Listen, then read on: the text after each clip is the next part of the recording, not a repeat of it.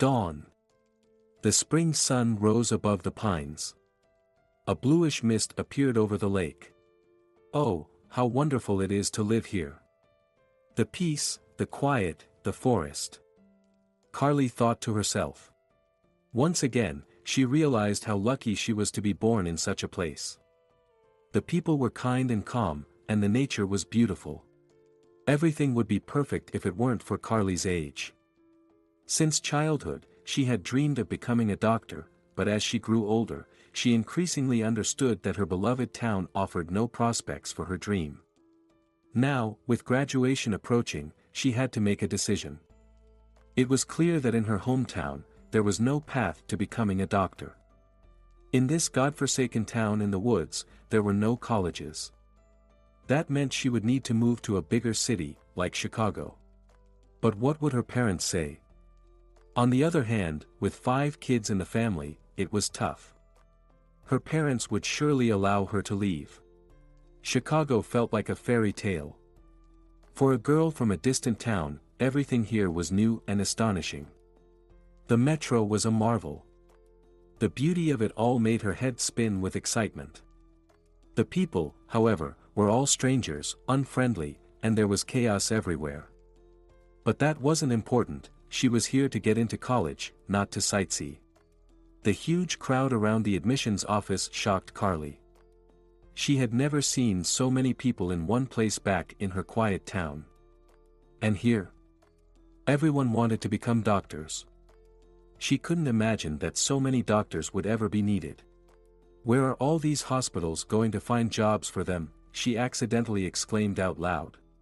Half of them won't get in, and from the other half, maybe a quarter will drop out. Some will faint in the morgue, and others won't pass their exams, replied a red-haired girl standing nearby, calmly. Hi, I'm Carly. I'm Leslie. This is my second year trying to get in. Oh, Leslie, I'm scared I won't get in either.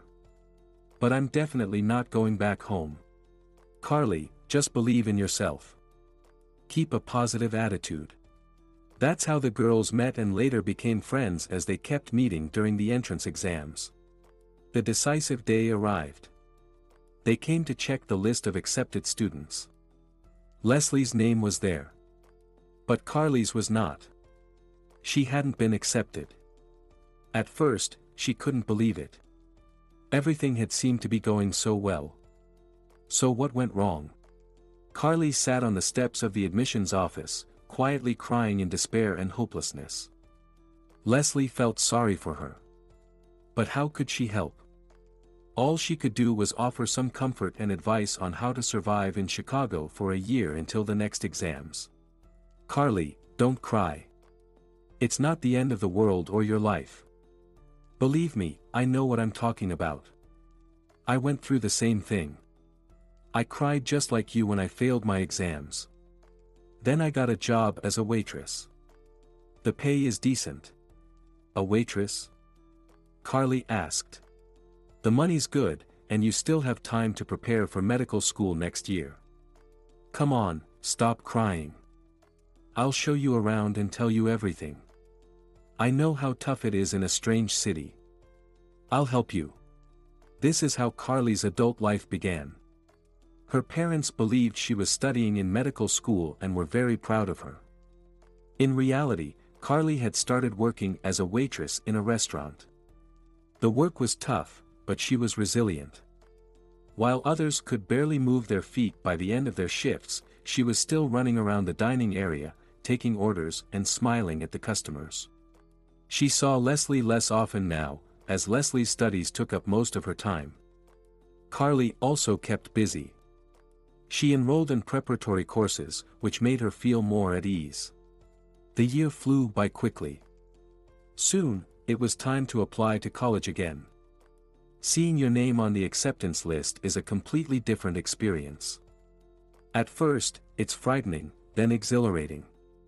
When you finally find your name, it's unbelievable. Is that really me? Or someone with the same last name? Then the anxiety fades, replaced by joy and immense relief. Yet, you can't help but keep reading the list, finding your name again and again. Are those tears? But everything is fine, I'm a student now.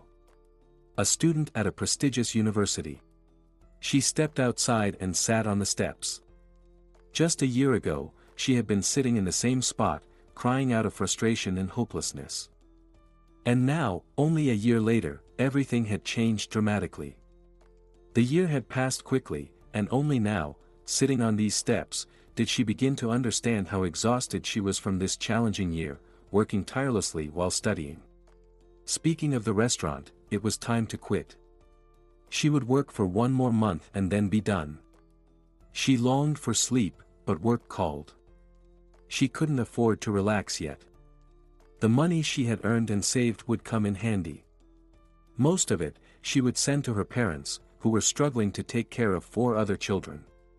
The restaurant staff tried to convince her not to leave, but Carly had different goals. If she were to get practical experience, it should be in her field, in a hospital. Plus, she didn't want to jeopardize her studies. Leslie had told her that the first year was very tough and would demand all her strength. She had gotten used to the restaurant, and they had gotten used to her. She worked her final month, and when she received her final paycheck, she found that the manager had given her a substantial bonus. "Come back if you want. I'll always have a place for you," the manager told her. The days leading up to the start of classes were spent shopping. She wasn't chasing after expensive items, but she was still overjoyed. She hadn't been spoiled with things as a child. Not that she held it against her parents. They had dressed their children as best they could, giving them the best they could afford. Carly always felt their love and care. They were simple, hardworking, and honest people who raised their children the same way. She was grateful to them, proud that she could send them a significant amount of her savings. The momentous day, her first day of classes, coincided with her birthday. Now she was 19, heading to her first ever class. A real class, in a real lecture hall, surrounded by other students. The room was filled with a light buzz, making her head spin with excitement. Her dream had finally come true. The professor had barely introduced himself to the freshmen when a late student dashed into the lecture hall. He plopped down next to Carly and said, "Hi. I'm Wyatt. Do you have an extra pen?" Silently, she handed him one of her spare pens. He's cute, she thought, but quickly pushed the thought aside. She was here to study, not to get distracted. She hadn't traveled 1,000 kilometers and worked hard for a year to get sidetracked by such nonsense. The first year passed with great effort. However, it was all worth it. Carly started to understand more, and by the end of the second semester, she finally managed to get a job at a hospital. They hired her part-time as a nurse's assistant. The pay was meager, but Carly still sent most of it to her parents. How did she manage to live? She lived on her scholarship, which, fortunately, was a higher amount. Hard work and need had taken their toll. She became more prudent and matured even further. Most importantly, she began to see things realistically, not through rose-colored glasses as before. Carly's perspective on many things changed. Her attitude toward events and prospects evolved. Her view of people changed too. For instance, she became very disappointed in Wyatt.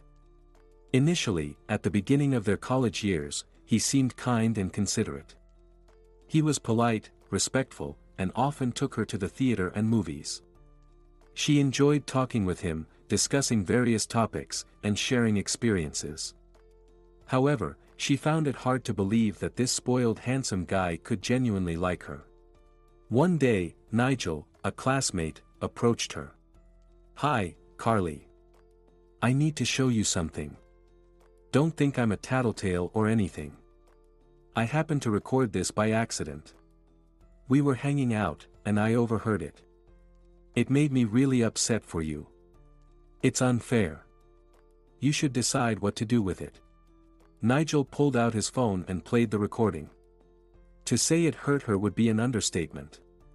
In the recording, she recognized the voices of Wyatt and 2 other classmates. There were other laughing people whose voices she didn't recognize. The beginning of the conversation was missing, but eventually, Carly understood that they were mocking the great Superman Wyatt, who was once again courting a simple country bumpkin. It was stated clearly and in a degrading manner that he was pursuing someone so beneath him, and they questioned how long he would stoop so low. At first, Superman half-heartedly and weakly defended himself but then pulled himself together and claimed it was all part of a cunning plan. He said he was only pretending to like Carly so that the naive top student would help him pass his exams. He declared he was an intellectual and too busy to waste time on trivial matters. He would study what was necessary, and for everything else, he had his pocket top student. He further boasted that there was no love between him and Carly. The group laughed, now with respect for Wyatt and simultaneously, with spiteful and contemptuous laughter directed at Carly. Carly stood there, unsure of what to do next. Was Wyatt deceitful from the start with his cunning plan, or was he just a coward? Tears welled up in her eyes. She didn't want anyone to see her cry, but no matter how hard she tried to hold back, she couldn't. Nigel couldn't bear it any longer. "Damn it, I shouldn't have shown you this.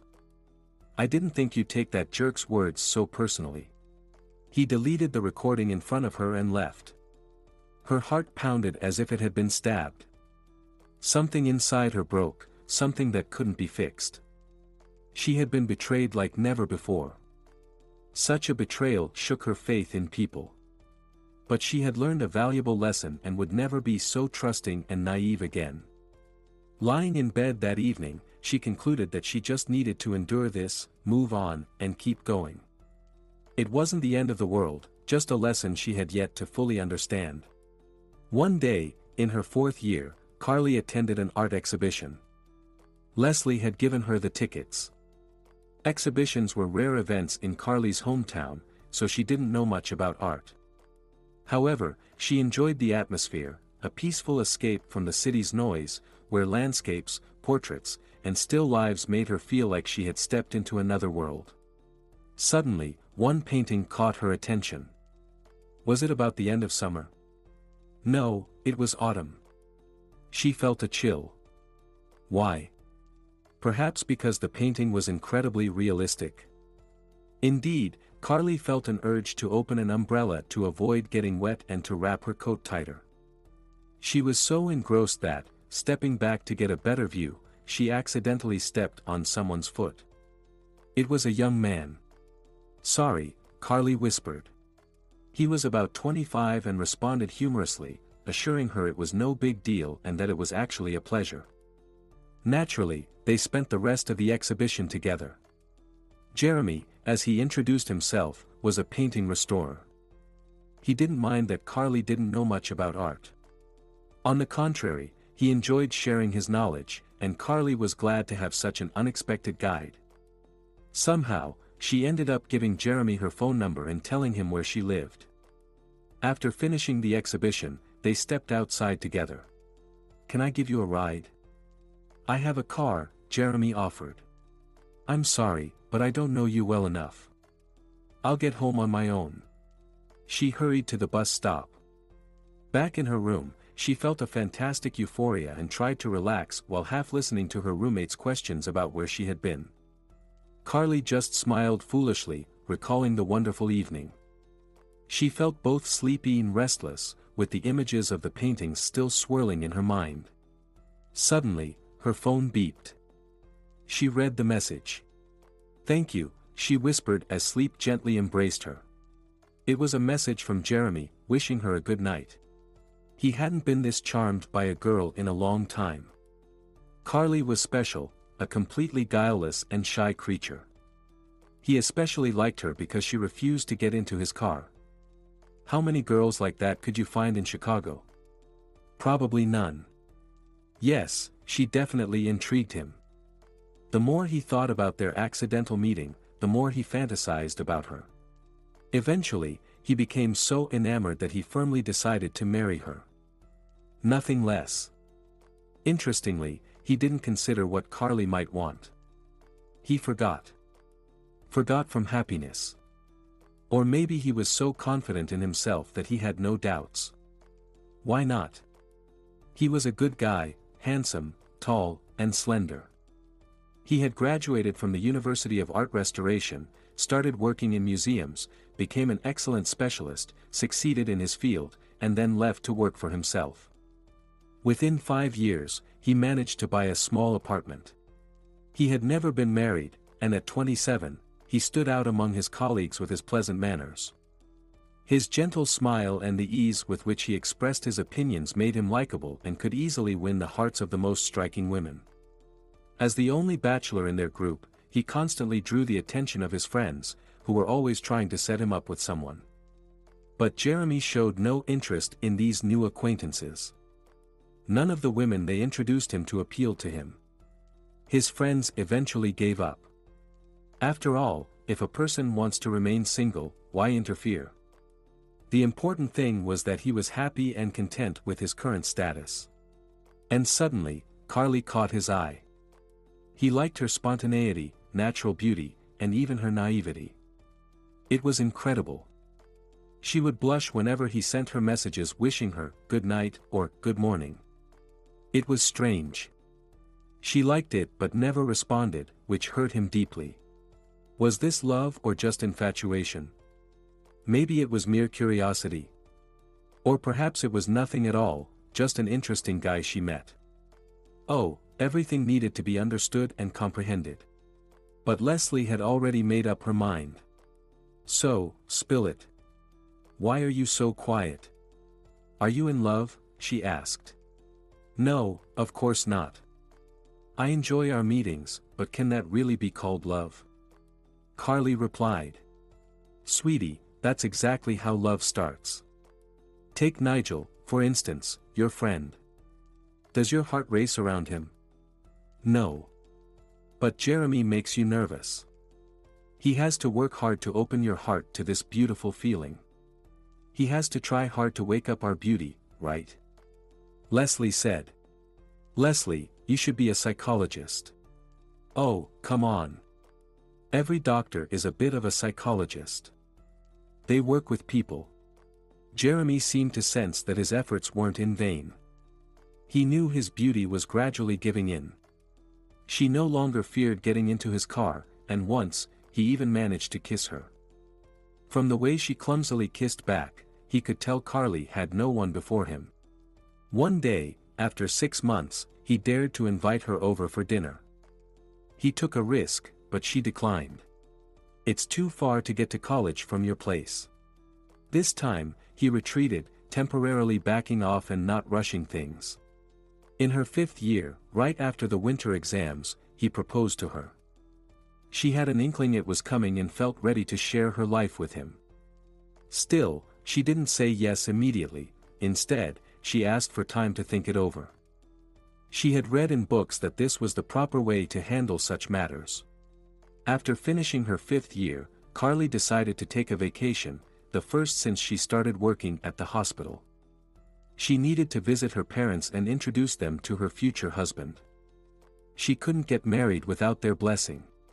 Her mother opened the door. She seemed shorter and a bit older. Usually so reserved, she threw her arms around her daughter and burst into tears, whispering how much she missed her and thanking her for all the help. Carly introduced Jeremy to her parents. Meet my mom, Lydia, and my dad, David. The men shook hands, and everyone was invited to the table. Carly noticed her father watching Jeremy closely, scrutinizing his every move. David didn't like how attentive Jeremy was to his daughter, how he seemed to anticipate her needs. He felt there was no warmth in their relationship, no sincerity. What should he do? Tell his daughter and upset her? Or say nothing and risk a grave mistake? He couldn't let her stay in the dark about Jeremy not being the right man for her. Near midnight, when her mother went to make the beds, David confronted her. David, how should I make up the beds? Together or separately? She asked. Why together? They're not married yet, are they? No, not yet. There's your answer. David replied irritably and went out for a smoke. He couldn't even explain to himself why he was so angry. It was likely jealousy. After all, she was his daughter. A father's jealousy towards another man. And of course, he wasn't ready. It was hard for him to accept that his daughter had grown up and that it was time to hand her over to this outsider. Perhaps Jeremy wasn't so bad and would be a good husband to her. But David still didn't like him. First, he found him too handsome. Where was the guarantee that he wouldn't cheat if other women pursued him? And they surely would. Then there was his profession, an art restorer. What would he be restoring? Would there always be a demand for his work? Could he provide a comfortable life for his daughter? Lydia called David to bed twice, but he kept thinking. Finally, he decided to talk to his daughter tomorrow. But suddenly, the door opened, and when David turned to the creaking sound, he saw Jeremy standing there. "Ah, there you are. I want to talk to you," David said. "You know, Jeremy, I'm a straightforward man. I say what I think. And I think you don't truly love my daughter. I don't feel any warmth in your words, and I'm not sure about your feelings. What do you have to say about that?" Jeremy responded calmly. "I'm a straightforward man too. And I'll tell you this, no one could make me marry without love. I saw Carly in the museum, and I liked her immediately. Girls like her don't exist anymore. She's pure, modest, gentle, and kind. I could go on listing her virtues, but you, as her father, know her better than I do." He paused, then added with a sigh, "Don't worry, I won't hurt her. I will love and cherish her." A man's word. He extended his hand to Carly's father. David stared into his eyes intensely, making Jeremy uneasy. After a pause, David shook his hand. He hadn't entirely changed his opinion, but he felt somewhat reassured. Returning to Chicago, they immediately filed for a marriage license and got married a month later. Carly took her husband's surname and became Carly Stewart.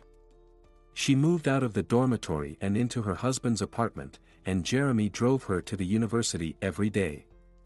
Jeremy insisted that Carly quit her job, but she refused, as she was still helping her parents and had become accustomed to her work at the hospital, where she planned to continue after graduation. Upon graduating, Carly was happily employed at the hospital. She had built a good reputation there. However, a year into her job, she became pregnant. Life had its way, and they welcomed a baby boy, a little copy of Jeremy. When Roddy turned 3, Carly returned to work, and they hired a nanny for him. The nanny, a relative of one of Jeremy's friends, was a woman in her 50s who handled her duties exceptionally well. One day, after sending Roddy out for a walk with the nanny, Carly decided to do some thorough cleaning. But a doorbell interrupted her, and she turned off the vacuum cleaner. Standing at the door was Jeremy's friend, slightly drunk but still aware of where he was and who he was talking to. "Hello, Carly, can I come in?" he asked. "George, you know Jeremy is on a business trip and won't be back for 3 days. Come back then." "Right now, I'm busy cleaning while the kid is out." "It's good that you're alone," George replied. "What do you mean?" "The nanny and Roddy will be back soon." "I won't keep you long," he said as he stepped inside. "George, is it something urgent?" "Carly, I like you a lot. I've wanted to marry you for a long time. Jeremy doesn't appreciate you, but I would." He then confidently tried to embrace her. "Listen, smart guy. First, learn to appreciate and love your own wife. Then maybe I'll believe you're capable of it. But why would I need this? Get out of here now, and I promise I'll forget you were ever here. And I won't tell Jeremy. If you don't want to lose a friend, don't come to our house without him again," Carly said, pushing him out the door. Just as Carly was stepping away from the door, she heard a woman's voice. "I knew you'd come here." "What, they won't let you in, scoundrel." "Good. Well done, Carly." This was followed by the loud sound of a slap. "Serves him right. Too bad Carly didn't get to finish her cleaning." 10 years passed quickly. Roddy was now in the 3rd grade and attended art school, where he showed a great talent for drawing. Their nanny, Mrs. Mayers, continued to work for Carly and Jeremy. Jeremy's earnings were substantial, allowing them to move into a new 3-bedroom apartment. Father and son even had their own studio. Jeremy was away again, this time called to a distant location to restore an ancient painting. A month passed, but he hadn't returned. He called once to say he would be delayed, which had happened before, so Carly wasn't worried at first. But when another month passed, she became anxious. A bad feeling gnawed at her heart. She tried to stay busy around the house, but nothing went right. She started making calls to find out what was going on. The calls only made things worse. No matter how busy Jeremy had been before, he always found time to call his wife, ask how she was, and check on their son. But this time, she couldn't even reach him. A couple of days later, Carly decided to go straight to the senior manager at Jeremy's company, Bill, after work. He surely must know the address where Jeremy was sent. Seeing Carly, Bill asked worriedly if something had happened, and she replied in a shaky voice. "Yes, something has happened. Phyllis, put the kettle on. Carly's here," he called out and invited her into his office. "Do you know where exactly Jeremy went? I can't reach him. I feel something terrible has happened. Give me the address, and I'll fly out to him tomorrow. He surely needs my help." "Why such dreadful thoughts, Carly? Tell me everything from the beginning." 2 months ago, he left for a business trip. It seemed like nothing out of the ordinary. His expertise as a restoration specialist was needed. At first, I wasn't worried, but after a month, he called to say he would be delayed. That was unusual for a simple consultation. Then another month passed with no news from him. I called, but no one answered. "Bill, I'm on edge, I don't understand what's happening. What do I tell our child?" Bill could barely understand her through her sobs and hiccups. "I've completely fallen apart. I can't cry at home because Roddy will see. He keeps asking about his dad, and I don't know what to tell him. I thought maybe you could help." Just then, Bill's wife brought in tea and a delicious homemade biscuit. "Here's what I'll tell you, Carly. First, calm down. Nothing terrible has happened yet, and you're already mourning him. If something bad had happened, we would surely know by now. But we've had no news from him for a month. I don't know what's going on. Carly, unfortunately, I don't know the address he went to. He told me the same thing he told you. He sent photos of the paintings he was supposed to restore. That's all I know. Calm down. Tell me, how can I help you? Do you want me to call him from my phone? If for some reason he isn't answering your calls, he might pick up when he sees my number." He immediately dialed Jeremy's number. However, no one answered. After 3 minutes, Bill tried again, but with the same result. "Carly, go home. Your son is probably waiting for you. I'll keep trying to reach him. As soon as I have any news, I'll let you know right away." Learning nothing new, Carly returned home. Before entering the apartment, she composed herself, thinking positively for her son's sake, and walked in with a smile. "Mommy, why were you gone so long?" "Work, sweetheart, work. How are you doing?" "Everything's fine." The cheerful boy ran off to his room. "No news?" asked Mrs. Mayers. "None. I'm going crazy from the uncertainty." "Carly, would you mind if I stayed the night?" asked the nanny. "It's late, and I'll be back early tomorrow." "Of course, stay. I'd feel much better with you here." Bill finally managed to reach Jeremy. "Finally, you picked up. Is everything okay?" "Yeah, something happened, Bill. I fell in love. I love another woman, and don't you dare shame me or call me a scoundrel. I just want to be happy. No, I will call you an idiot. You simply don't realize what a gem you've just thrown away. You're a grown, experienced man, and you're acting like this. But has Carly deserved this treatment? She's going crazy. The son is in tears all the time, and she, poor thing, doesn't know how to comfort him, doesn't know where to find you. Do you realize she's about to come looking for you? But where will you find such a loyal soul again? There was tense silence on the line. Jeremy, be a man, gather some courage, and call her. Tell her the truth. Yes, it will hurt her, a lot, but at least she'll know you're alive and just decided to leave her after 10 years together. For some strange love. Unclear to whom and where. That's how simple it is. New love. But what about your son? Have you thought about that? Well, I'll send them money.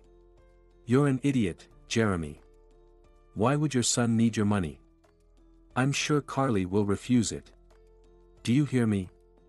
Call her, talk to your wife, be a man. How long will you keep hiding? Or do you think everything will just sort itself out? No, it doesn't work that way. It's time to make a decision. And you need to come back and tell her face to face. Not whine over the phone, but man up, look her in the eye. Got it? Bill, stop pressuring me, I feel sick enough already. Sick? So sick that you fell in love? Your wife will feel sick when she finds out what a jerk her husband is. Bill, furious, clutched his chest. Phyllis, do we have anything for the heart? I'm so upset. Poor Carly. Can you believe it, Phyllis, this idiot fell in love. He has a smart wife, a talented son, and he fell in love. Poor Carly, she doesn't deserve this. Remember what you told me at their wedding? You were right, my dear. After the conversation with his friend, Jeremy couldn't sit still. What would he tell his wife? The truth? At that moment, he heard his new girlfriend's voice. Jeremy, honey, when are you coming? I can't sleep without you. He shuddered at her words. Go to sleep, I won't be coming anytime soon. He was already dialing his wife's number. He lit a cigarette, it made him feel better, as if the smoke was his salvation. Jeremy. I'm so glad you're alive. Too bad Roddy's asleep, he misses you so much. He asks every day, where's his daddy? How are you? When are you coming home? Are you okay, honey? Never. I'm staying here. I love another woman. She staggered and sank into a chair. Her husband's words hit her like a lash. It was unexpected. At first, she even thought she misheard. His voice seemed not just foreign but as if it came from another galaxy. No, of course, it was his voice. But what did he just say? He said he wasn't coming back. Her head was spinning. No, this was some kind of nonsense, Jeremy just said something incomprehensible. She wanted to ask him something, but her voice was gone. So she listened to her husband without interrupting, and gradually, she realized what had happened. Something irreparable. It's forever. It happens, you know. I fell in love. She's young. I draw inspiration from her. You see, she's my muse. There's a lot of work here, so I'll be sending you money. Got it? I'll send you money for Roddy, so you won't be in need. By the time he finished speaking, she had somewhat regained her composure. You know, I never thought I'd hear such words from you. We don't need anything from you. If we're not needed by you, then you're not needed by us, and certainly not your money. Trader's money. So, you found someone else, she said quietly, wiping away tears and suffering from the pain in her heart. Well, yes. You know, I'm not sure about anything yet, but these 2 months have turned my whole life upside down. She's so young and innocent. Those words about her youth just crushed her. The knife in her heart wasn't just thrust in, it was cruelly twisted without being pulled out. She's innocent. God, how could he so easily abandon everything after 10 years of life together? Just because he thought he fell in love. The woman silently cried, resting her head in her hands, waiting for his response. But he remained silent too. They both were silent. "You're not even sure about anything, and you're already leaving your son. What should I tell a child who thinks his dad is the best?" But those words stayed in her heart, and aloud she said only one thing. "I understand then, the conversation is over." "Is that all you wanted to say?" "Yes, you got it right." "Well then, goodbye Jeremy. I'll file for divorce myself. There's no us for you anymore," she said, and hung up. He felt even worse than before the call, but it was done. He no longer had a family, he needed to start over. But he would still send money to his son, at least that way he would be involved in his life. All the money transfers he sent were returned. So, after a year of futile attempts, he stopped sending money. Carly was supported by her husband's friends. She gradually recovered from the stress. It was good that Mrs. Mayers was there to support her. And work also saved her. A year passed, and Carly was free again. She took a long time to get used to this new status for herself, but the increased attention from men constantly reminded her of it. Especially one surgeon, whom she hired to work. He was a talented, hard-working doctor. Coming to the surgery department, he changed a lot, improving the work of the entire department. Of course, Carly forbade herself from opening her heart to any courtship. She closed her heart and threw away the key so that no one could enter. But Sawyer's persistent courtship gave tiny, still timid shoots of agreement, in the form of agreeing to take a walk along the embankment or having a cup of coffee. The man considered this a great victory. Life was gradually getting back on track. Everything except one thing. Roddy kept asking where his dad was. He asked, and she stubbornly assured him that his dad's business trip wouldn't end, that his dad had a lot of work but remembered his beloved son and would be home soon. But time passed, and Dad didn't show up. At first, the child missed him a lot, it was evident. But gradually, he stopped asking and, therefore, stopped waiting. She tried to spend all her free time with him. One day Roddy saw her with Sawyer, and Carly felt like everything inside her snapped and cooled down, as if she were a silly girl caught by her mother with a boy. "Mom, who is this mister?" "Son, this is Sawyer, he's also a doctor. We work together. He's a very good surgeon." "A surgeon? That's a tough profession. They told us at school how surgeons worked during the war." "I'm Roddy," he said, shaking the man's hand. "Nice to meet you, young man." "I'm Sawyer. Want to go to the dolphinarium?" "Yes, I'd be interested to see." "Mom, how about you?" "I'm like you." "Then it's settled. I'll pick you up." After this meeting, Sawyer began to visit Carly's home more often. He never came empty-handed: flowers, chocolates, champagne, toys for the child. He also didn't forget about Mrs. Mayers. More than 2 years had passed. Carly was already calmly accepting the courtship of her colleague. She hadn't heard anything from her husband, and she didn't want to hear anything. But, apparently, fate had different plans for her. Gradually, everything was moving towards Carly ceasing to be a single woman. How did she feel about it? It was complicated. She both wanted it and feared it. She didn't want to get married, she just wanted to live. But Sawyer didn't even want to hear about it. He believed that it belittled a woman. One evening he came to her house, brought Roddy, and asked for the boy's mother's hand. "Roddy, you're a big boy now. You must understand me. You see, Roddy, I love your mom. I love her very much, but I want to ask you, as a man to man, Roddy, would you mind if we get married? We've known each other for almost 3 years now. And we want to be together." The boy was already big and clever, studying in the 6th grade, and he fully understood what Sawyer was talking about, but even in his developing logic, everything was not so simple. "You're good, but what if Dad comes back, and Mom is married, what then?" "Well, then your dad will find another woman and marry her." No, I don't want that. I want Dad to marry Mom, he shouted and went to his room. The adults were shocked. Both she and Sawyer needed to think everything over, to understand the situation that had arisen. And one day Carly decided to tell her son the whole truth. He was already grown up and should understand her. She sat the boy opposite her, took his hands in hers, and said, "Son, you're the only man I'll never stop loving. I'll do everything to make you happy, even if Sawyer appears in our house." The boy understood what his mother was getting at and tried to pull his hands away. She attempted to hug him, but he pulled away again. "Don't rush, son. A man should be patient. Listen to me. So, even if another man appears here, I won't love you any less. And Dad? Dad won't be with us anymore.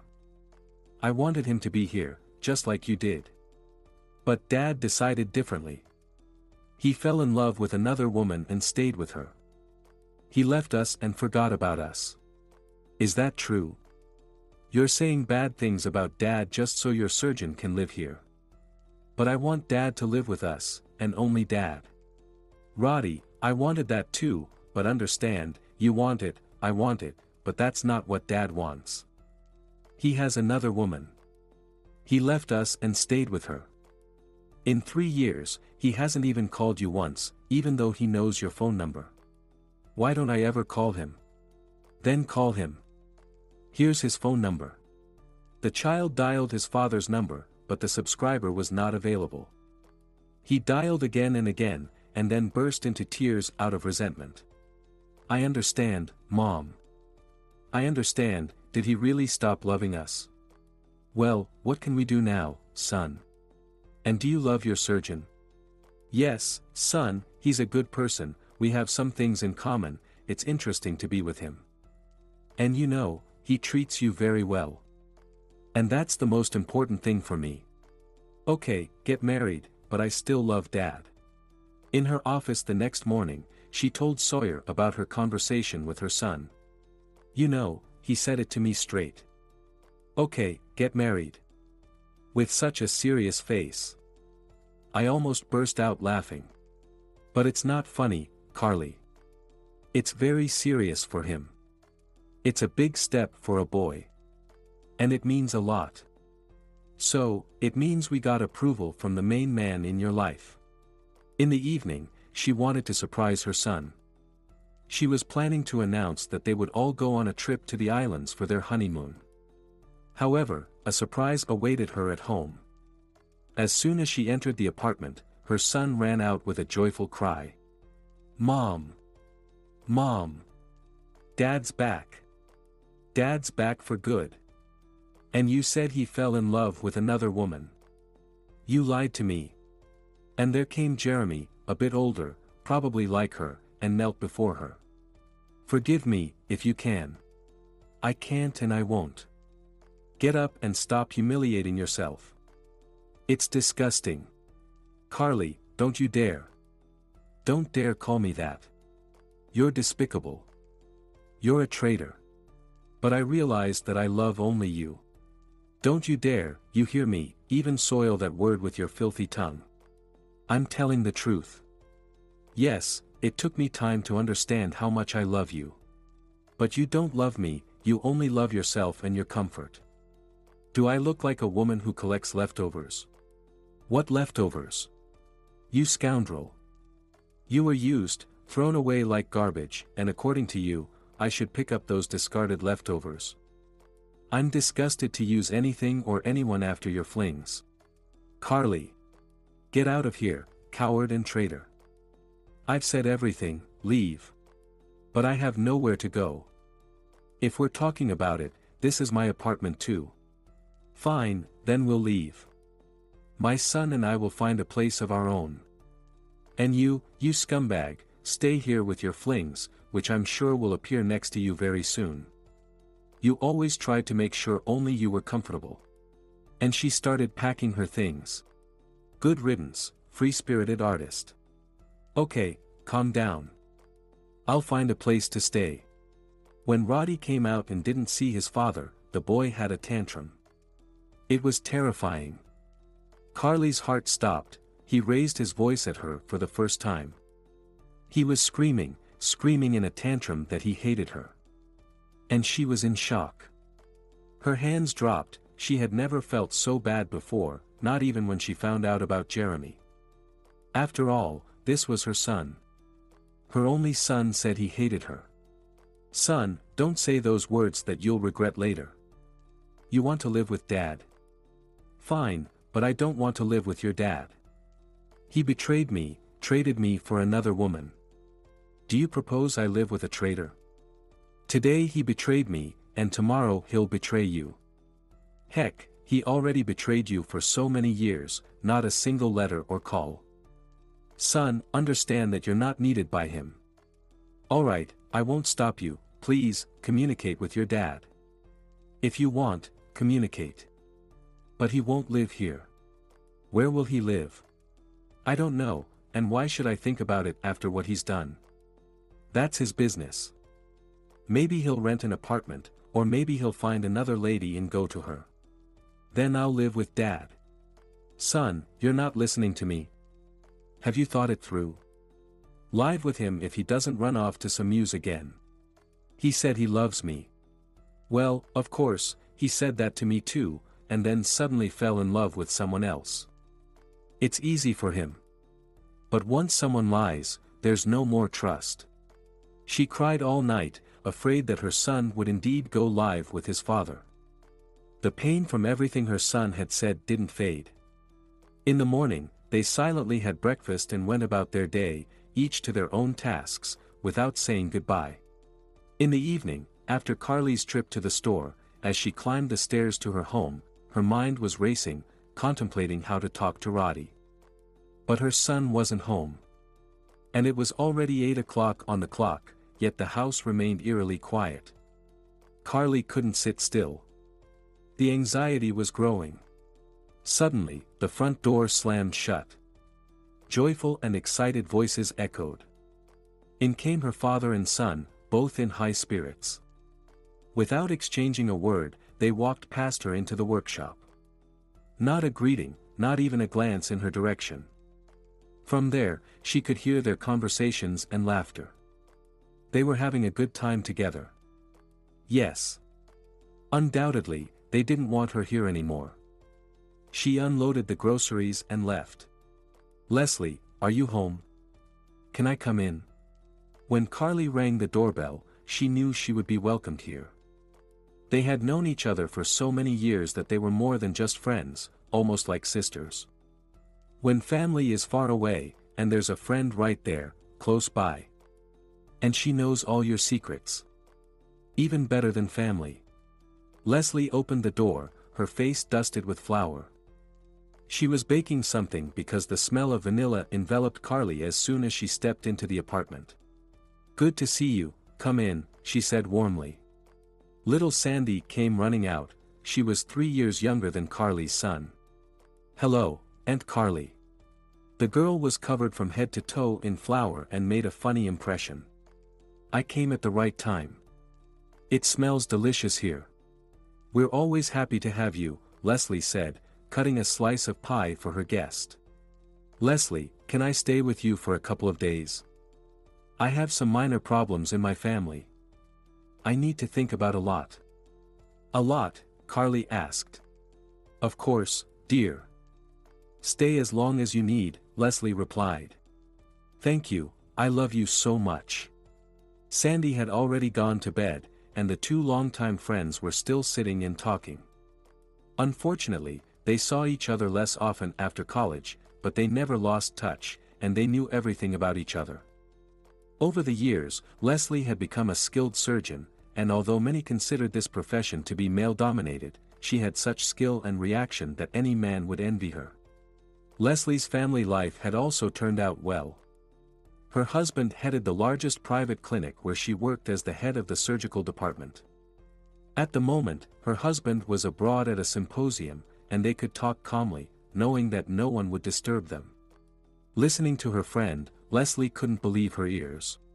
He said that? God, what a scoundrel. That's not manly at all. You did the right thing, Carly, leaving him. You can't allow yourself to be humiliated like that, to have your child turned against you. It's very mean to try to sway the child to your side. But pull yourself together and don't worry. I think Roddy will realize who's who. And that his mom is the best. And that dad of his is just a scumbag. Although in one thing, I agree with your ex. A boy needs a father. But Roddy is finding it hard to choose between you two, the most important people in his life.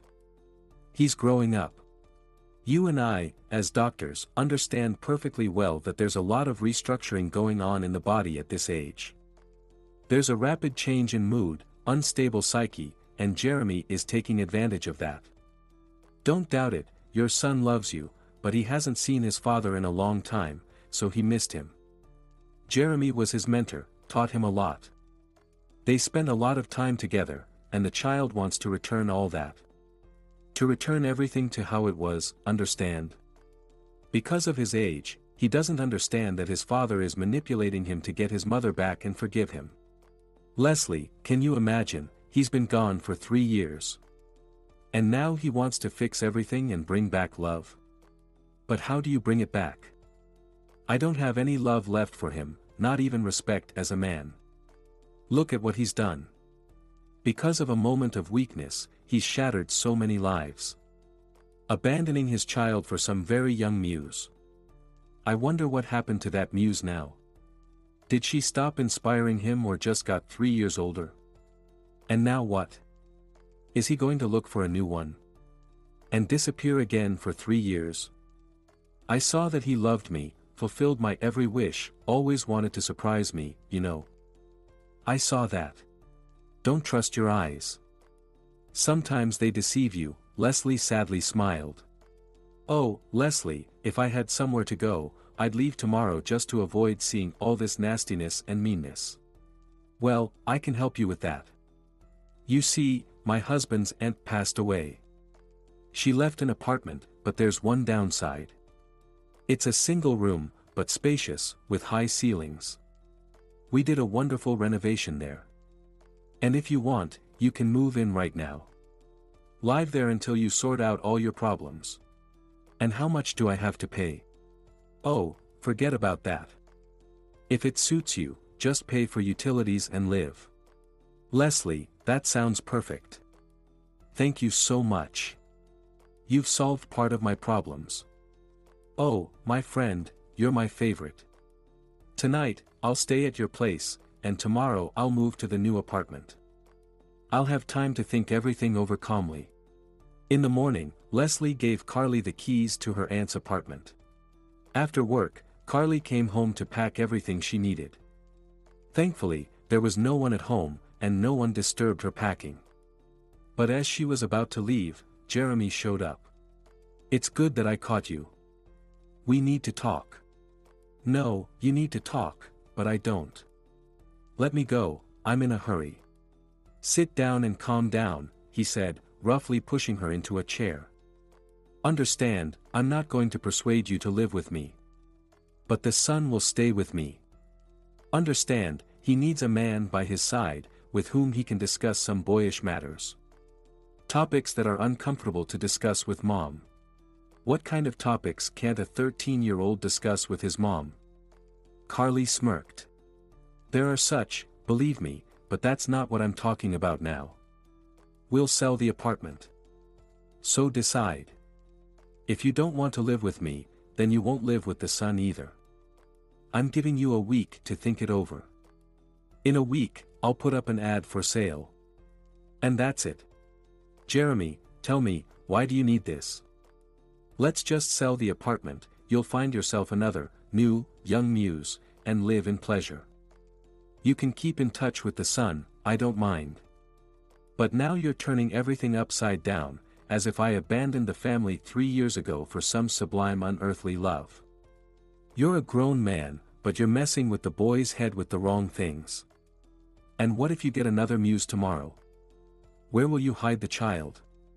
How will you explain to him that dad has a new love? Will you say that? Let's solve problems as they come. Well, great, so you consider the child a problem. Actually, I sincerely wish Roddy not to be disappointed in you as a father. He believes in you. He believes that you love him and came back forever. Don't deceive the child in his next expectations. Don't worry, I won't deceive him. She grabbed her bags and left the apartment.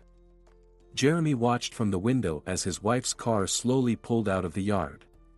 You won't escape. You'll come back anyway, he whispered with a sneering smirk. Carly liked the apartment. It was spacious, bright, with 2 windows along the long wall. Very cozy. The atmosphere had nothing extra, just the way she liked it. She immediately took a shower, then went to bed, but sleep somehow eluded her. There was too much weighing on her, and too much tangled up. For example, although she considered Jeremy guilty of the family discord, she didn't absolve herself of responsibility either. Maybe she was also guilty of something. But what? What did she do wrong? What did she miss? Why did her husband become interested in someone else? Maybe she didn't take care of herself enough. Got married and stopped striving to be the best.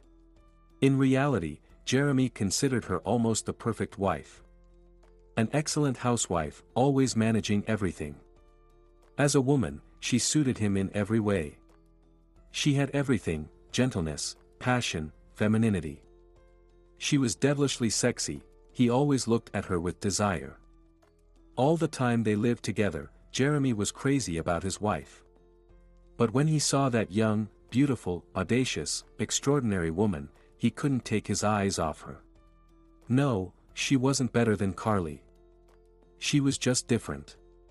Different manners, different gait, different gestures, different voice. Everything was different.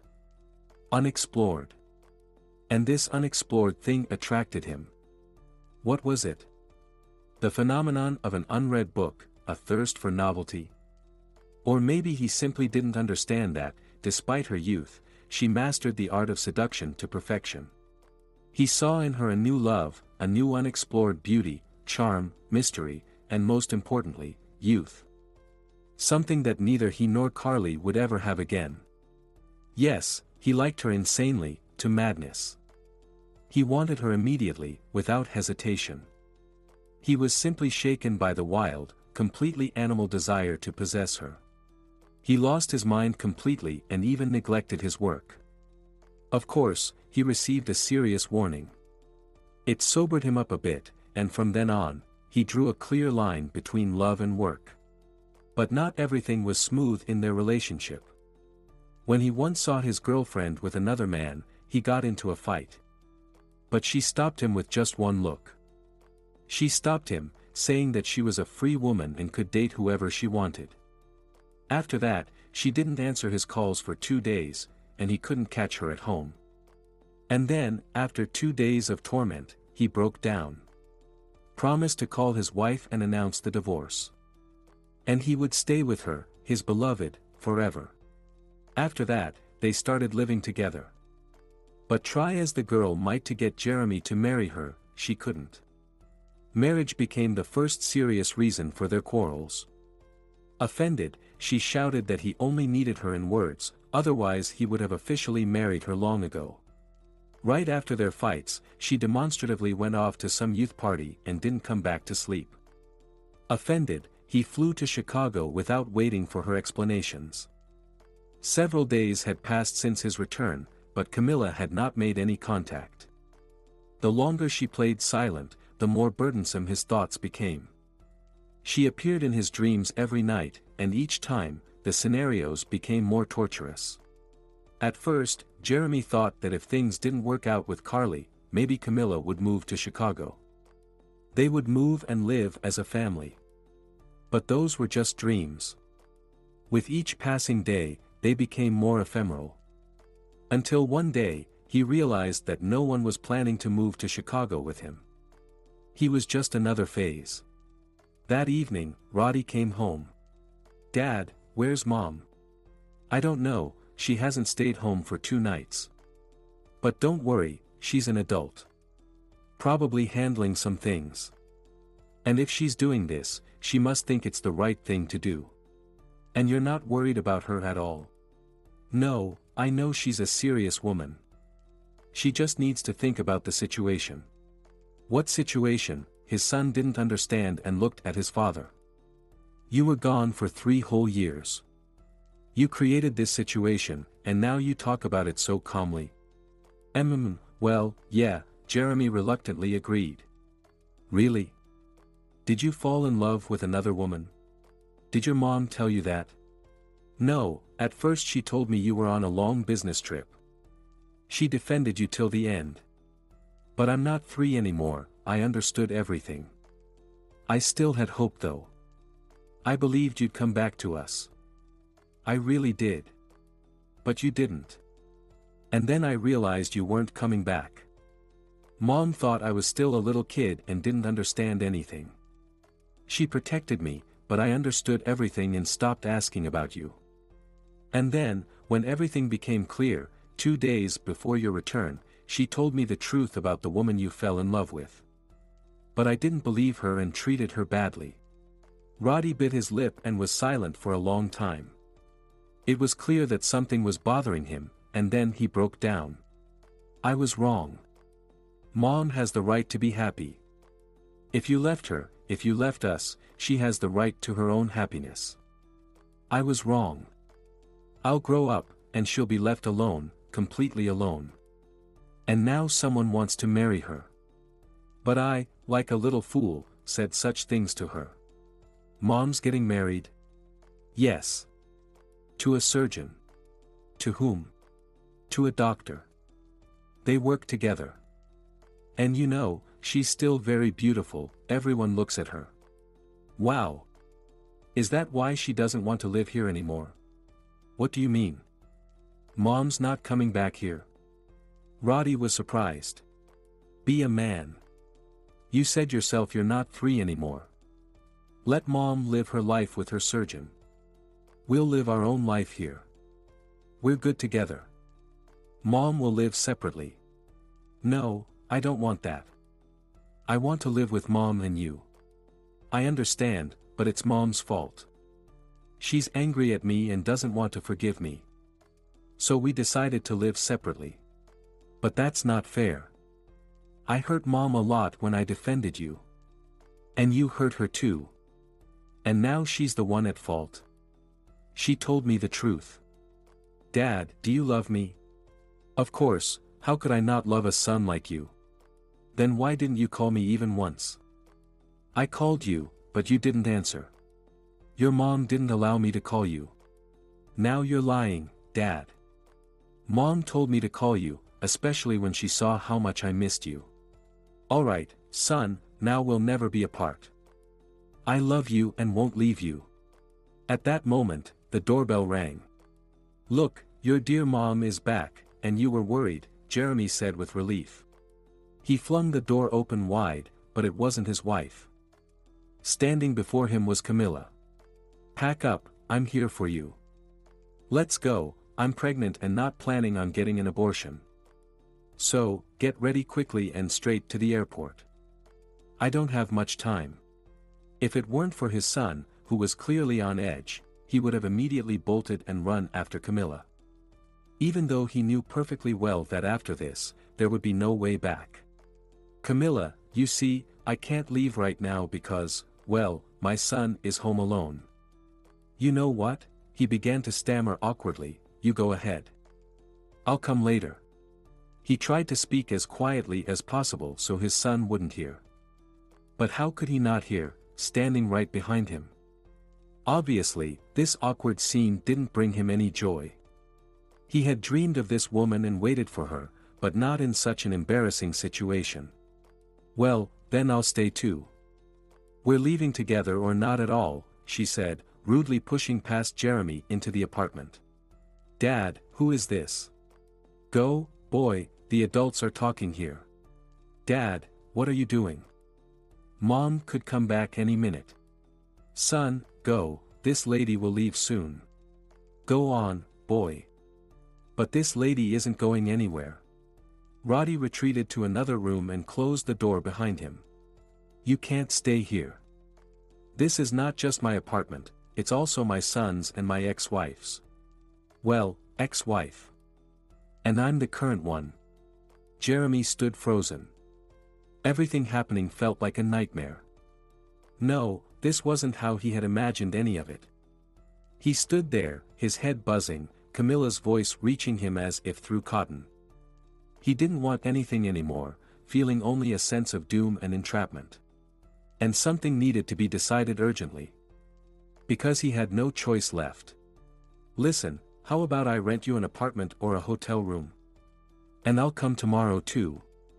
I already told you, I'll leave here under one condition, that you come with me now to that hotel, or you'll regret it.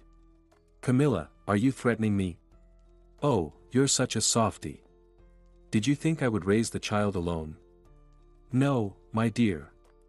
Only together and only in marriage. Decide, I stay here, or we leave together. But what about my son? What son? Don't you understand that I can't leave him alone? The only child I'm concerned about, she said, patting her stomach, is this one. Fine, where's your ex? Jeremy felt sick from the pressure. His sensitive nature realized he was backed into a corner. And he also knew that if he told the truth, that Carly no longer lived here, he wouldn't be able to get Camilla out. Well, she went to the store. She'll be back soon. Great, she'll be back soon. So there's nothing to worry about. Your kid won't be alone. Let's go, get ready. Roddy. Roddy, son, I'll see this lady out and be right back. He felt terribly ashamed in front of his son. Roddy looked at him with wide, confused eyes, unable to say anything. Firstly, all his ideals had just been shattered.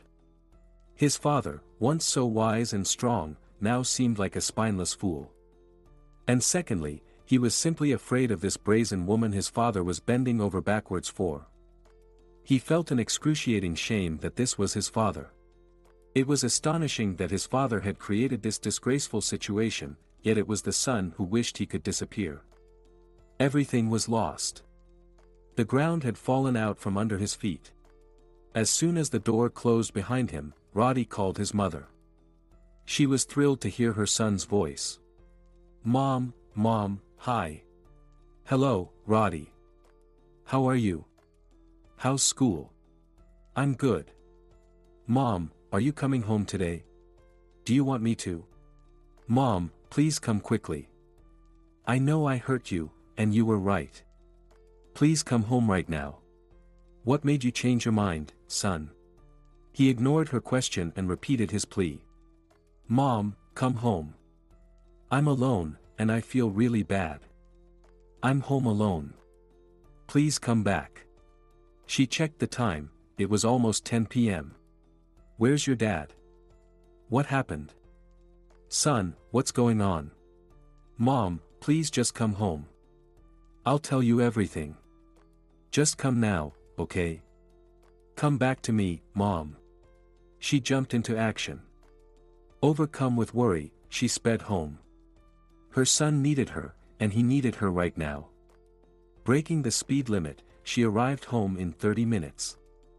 Unlocking the door with her key, she entered the apartment and saw her son sleeping on the couch, still dressed, as if he had waited for her until he couldn't stay awake any longer.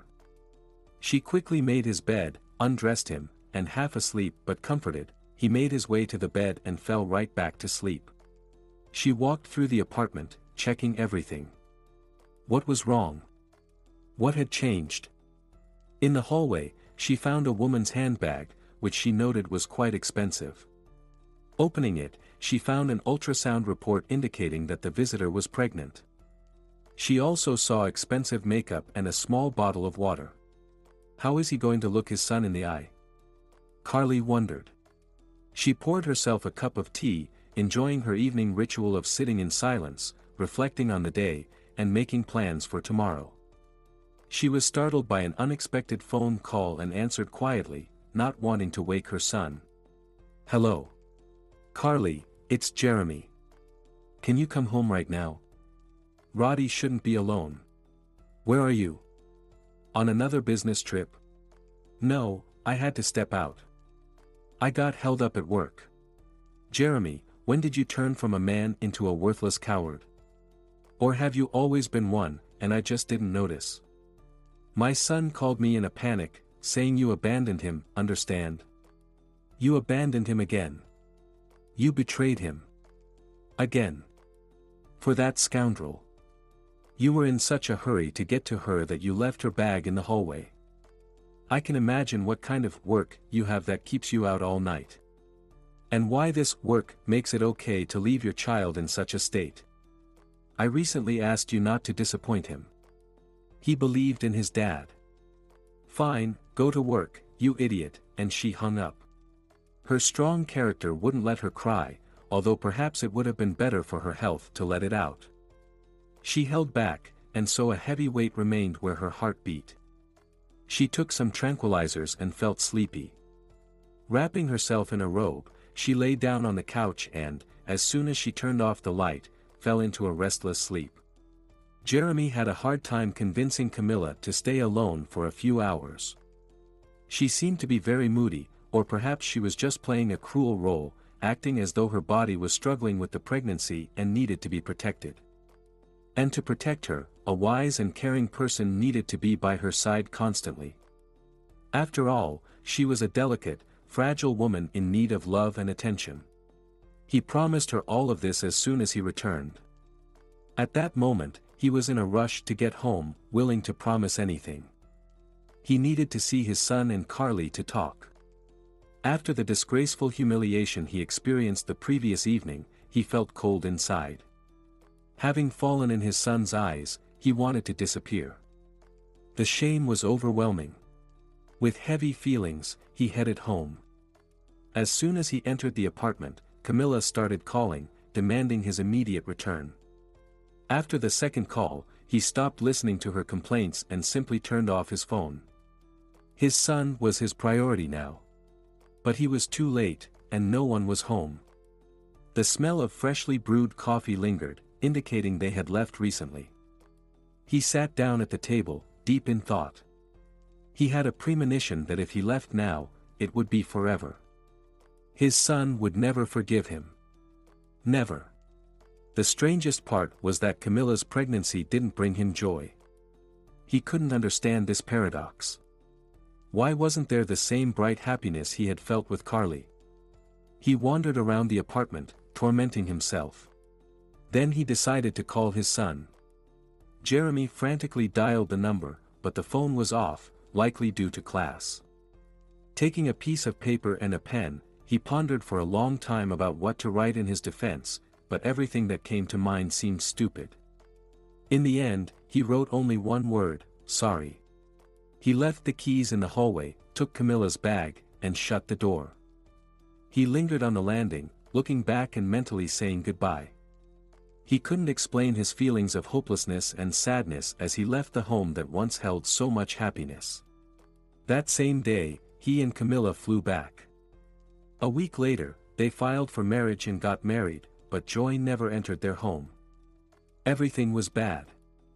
The pregnancy was difficult, Camilla gained a lot of weight, and she swelled up. The doctors insisted on hospitalizing her until the birth. One day, she felt particularly unwell. He took her to the hospital again. It seemed like just another routine visit, but today he was very anxious. Camilla wouldn't let him leave for a moment, holding his hand the entire time. Don't leave, I'm scared. I feel like I'm going to die. What are you talking about? Nobody dies in childbirth anymore. Don't say such things. Everything will be fine, just hang in there, dear. However, Jeremy couldn't shake his unease. The more he tried to comfort her, the heavier his heart felt. Modern medicine had made great strides, and many women had been saved from worse situations. Yet something was off. He stroked her hair, kissed her lips, and she would fall asleep still clutching his hand. Then suddenly, she would wake and start complaining again. And again, he would soothe her. The doctors advised him to go home, assuring him that they would call immediately if there were any updates. That night began with bleeding. The birth was 2 weeks premature, and there was a high risk of losing the mother. Everything was going wrong. She couldn't deliver the baby on her own. Her dry, cracked lips whispered that she had no strength left. Now she regretted not being more diligent about regular checkups with specialists, but there was no point in dwelling on the past. During the birth, the doctors closely monitored her condition, tracking her pulse, respiration rate, and blood pressure. They detected arrhythmia, complicating an already difficult labor. "Take a rest, Camilla, and we'll try again," one of the doctors encouraged. "I can't. I have no strength," she whispered. "Please try, it's necessary. Come on." "I can't," she cried. Her condition worsened. Despite the doctor's best efforts, nothing worked. They realized even a C-section wouldn't save her, but they had to try. "Prepare for surgery, quickly. Camilla, don't close your eyes, can you hear us?" And then, the doctor noted her heart had stopped. They had done everything, but they couldn't save her. The baby girl was born healthy but small. Early in the morning, they called Jeremy to tell him he had a daughter. "What about Camilla? How is she?" he asked anxiously. "Your wife didn't make it. We did everything we could, but we couldn't save her. We're very sorry." "What do you mean she's gone?" The news hit him like a bolt of lightning. At first, Jeremy thought he had misheard. Now, his premonitions and bad feelings made sense. But they repeated that his wife was gone. He got into his car and sped to the hospital. But the doctors never saw the father of the newborn girl. Jeremy never made it. Just before reaching the hospital, he lost control of the car. The crash was horrific. As they pulled him from the wreck, the car exploded. It was blown to pieces. Jeremy survived, but he was in terrible shape. He drifted in and out of consciousness, overwhelmed by pain. His spine was damaged, his head injured, ribs and a leg broken. He was more pain than person. A week passed with little change. He would regain consciousness for a minute, then slip back into oblivion. During one of these moments, he managed to whisper something to a nurse. "Bill," he murmured. The nurse didn't understand and asked, "Who is that?" "Your friend." "Yes," he replied. Some time later, Bill received a call. The investigator handling the case informed him that Jeremy Stewart was on his deathbed and suggested he come quickly while Jeremy was still alive. "Phyllis, we have a problem. Jeremy was in a car accident, and his wife died in childbirth. There's a little girl left, effectively an orphan. I need to get to him immediately, he needs my help. But I'm not letting you go alone. We'll go together. After all, I'm a lawyer. My help might be needed.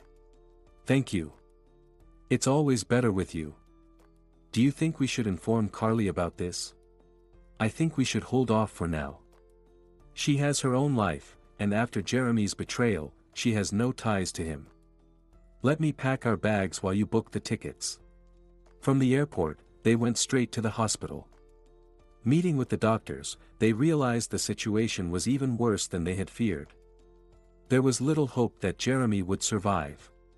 Seeing Bill, Jeremy smiled as much as his pain allowed. It was more a grimace than a smile. To hear him, Bill had to lean in and place his ear close to Jeremy's mouth. "Stay in our apartment for now. Bury Camilla. Sell her business, then the apartment." That was all he could manage that day. Phyllis immediately explained that to do all this, they would need a power of attorney. She could draft it, but how would he sign it? They would need to bring in a notary, his attending physician, and the investigator to witness the voluntary signing of the documents. It was a serious matter.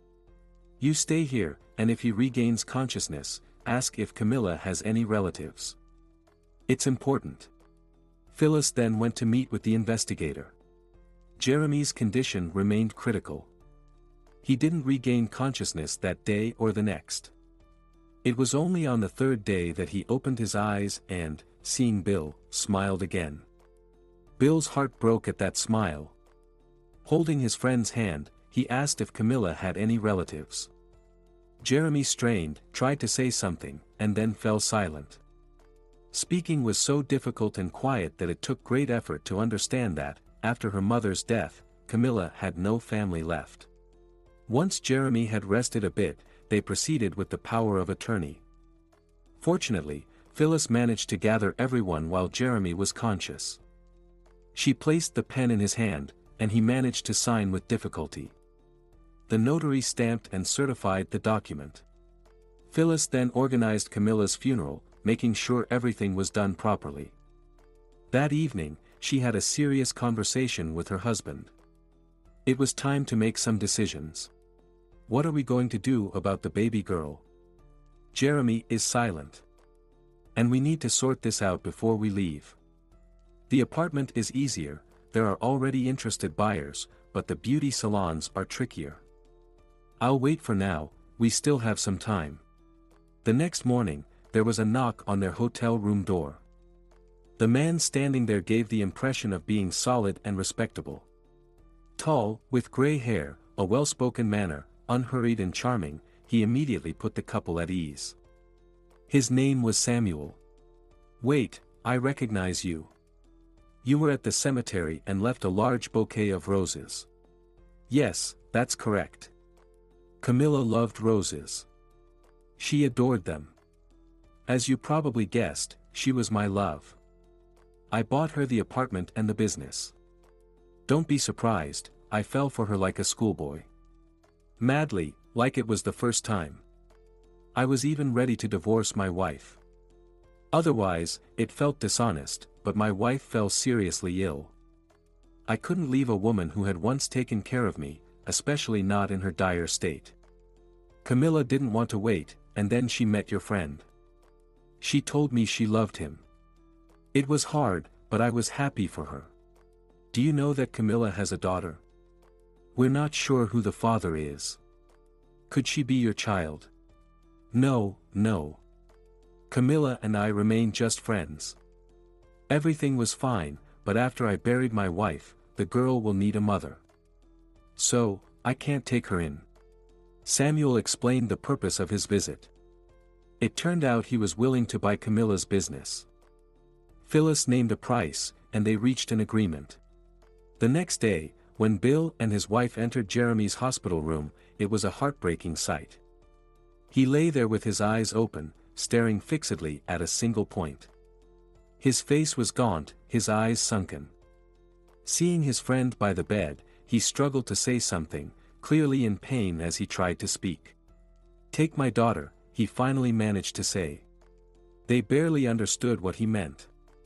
Jeremy paused, gathering his strength, and whispered again. "Phyllis always wanted a child. Now she will have one. Jeremy, are you sure she's your daughter?" He opened his eyes wide, his gaze fixed on Bill. Then, he seemed to stop. Forever. Jeremy had gone to a place from which there is no return. Bill closed his friend's eyes and broke down in tears. As Carly finished her work, she couldn't decide where to go. So, she called her son. "Mom, you should come home. Dad left again, and this time for good." "Why do you think so?" "He was here while we were out and left a note." "Guess what he wrote?" "I don't know. Maybe that he loves you and you'll see each other soon." "No, it was much shorter. Just one word, sorry, and that's it. I don't think he'll ever come back." "Mom, come home." Carly saw Sawyer every day. He was very supportive. He was hurt that she didn't come to him with her problems and instead went to a friend and planned to live alone in a small apartment. But Carly explained that the right decisions always come in silence. That's why she sought solitude. They arrived home together with Sawyer. On the way, they picked up some treats to cheer up Roddy, who was naturally worried about his father's sudden departure. "Hello, Sawyer. Come on in. I've already put the kettle on. We'll have some tea soon," Roddy greeted them. "You're such a good boy," his mother praised him. "How are your studies?" Everything's fine, Mom, you know that. That evening, for the first time, they had engaging conversations at the table, and the family stayed up late. Carly hadn't realized how knowledgeable her son was and how well he understood art. She was surprised by how independent his opinions were. She looked at him and thought about how much he resembled his father, and how significantly Jeremy's views had influenced him during their time together. To Jeremy's credit, he had genuinely invested a lot in their son. They both devoted all their free time to Roddy, living for him. Jeremy raised him not just with words but by example. They had set up a serious workshop together, a place that fostered creativity, and Roddy had made significant progress. School exhibitions were a thing of the past. He was now operating at a higher level. In a month, there would be a citywide exhibition, and he was preparing for it seriously. The lectures Jeremy had given him and all the lessons were paying off. For this, Carly had Jeremy to thank. But which Jeremy? The one who was now a distant memory. When they finished dinner, an awkward silence fell over the room for a moment. "When are you two getting married?" Roddy suddenly asked. Caught off guard by the question, Carly and Sawyer looked at each other and burst out laughing. "Where did that come from?" "Well, my mom is getting married, and I should know when, right? After all, she's my mom." "Son, are you sure? You haven't changed your mind?" "No, you deserve to be happy. You must be, no matter what." "Thank you, my dear. Then we'll file for marriage tomorrow, and we'll get married in a month." "Why so long? Why a whole month?" Roddy wondered. "They give you time to think it over before taking such a serious step." "Got it. Well, good night then." Left alone, they basked in the wonderful evening's atmosphere. They sat, looking at each other, dreaming about how good their life together would be. Before adopting the girl, Bill decided to do a DNA test. It was important to him to know if she was really Jeremy's child. If she was, then their family would have a part of his friend. The test confirmed it. Samuel and his attending physician, who had significant connections in the city, assisted with the adoption process, that he also quickly handled all the paperwork for the sale of the business. They just needed to sign the documents. Since the girl was the sole heir, her new parents put all the proceeds from the sale of the business and apartment into her account until she came of age. After burying their friend next to his wife, they returned to Chicago with the most precious cargo. They needed to give the girl a name, but they didn't know which one yet. They argued for a long time and had their first ever fight. Then they agreed to name her after her mother. So she became Camilla Abbott. From the sold apartment, they took photo albums, Jeremy's paintings, and Camilla's treasures. Of course, all of this was intended for their daughter when she grew up. This is how life completely changed for the Abbott family. They were mentally prepared for the changes, but many things turned out differently than they imagined. However, it was too late to be afraid. The girl was home and already demanding attention. At night, the baby could not sleep. Phyllis walked her on her arms, recalling all the lullabies. There were nights, though, when everyone could get some rest. As for Carly, the month given to her by Sawyer was coming to an end. It was a good reason to invite Bill and Phyllis to a celebratory dinner. "Phyllis, hello, come with your husband to our house for our wedding celebration." Phyllis froze. She desperately thought about what to tell Carly. Should she tell her about the tragedy? But she quickly decided not to spoil the mood before such a celebration and simply thanked her for the invitation. They didn't plan to go, of course. Firstly, they weren't in the mood. The image of the dying Jeremy in the hospital room still haunted them. And secondly, they had no one to leave Camilla with. It was best to postpone this conversation. Let them find out about everything after the wedding. The wedding went wonderfully. But the next day, Carly began to inquire why Bill and Phyllis didn't come. Sensing Carly's offense in her voice, Phyllis answered as gently as possible. "Carly, come to our place, dear, we have a lot to tell you." And to show you. You're scaring me. Don't be afraid, darling, don't be. Just come. But it's important. And can I bring my husband? Yes, of course, certainly. Come together. Phyllis greeted her with the child in her arms. Hello. And who do we have here? Such a beautiful little girl. This is our daughter, Camilla. Carly was taken aback. Her smile froze, becoming somewhat strained and puzzled. Then her face became serious as she walked into the room and saw that it was not a joke at all. A baby crib, bottles, diapers. Everything indicated that the girl lived here. Something had happened in this family that Phyllis couldn't start talking about. By the way, meet my husband, Sawyer. Pleased to meet you, come in, sit down. After a few sentences, when everyone was seated, an awkward silence fell. There was an unspoken question in the air. And then, overcoming herself, Phyllis spoke with a trembling voice and awkwardly, with pain. Carly, this is Jeremy and his wife Camilla's child. Surprise reflected on the woman's face. It froze there. Jeremy? A child? Yes, Camilla died in childbirth. Jeremy is no more. He was going to the hospital to her and got into a car accident. A tragedy. The girl was left an orphan, and Bill and I adopted her. That's what Jeremy wanted. Carly straightened up in her chair, wanting to ask something, but couldn't. She seemed to be numb for a few seconds, and then, coming to herself, she said heavily, through force. I can't believe he's dead. I feel like he's on a business trip. Yes, on a business trip and will come to see his son soon. Her eyes remained dry, her gaze became detached, staring somewhere far away, but her trembling hands betrayed her state. She put them on the table, found some napkin and began to fiddle with it, murmuring something. Sawyer and Phyllis awkwardly averted their eyes, they didn't know what to do in these situations. Carly brought her hands to her face, stayed silent for a while, and then continued in a detached voice. It's all so strange and incomprehensible. It's absurd to think that we'll never see him again. He was here, and suddenly he's gone. Carly, you'll have to get used to this thought. Despite all his flaws, we cared deeply about him.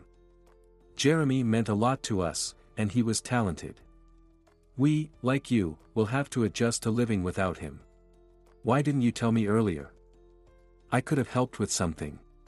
Carly, everything was very unclear and complicated. We didn't want to change anything. And when we got there, we just did as he asked.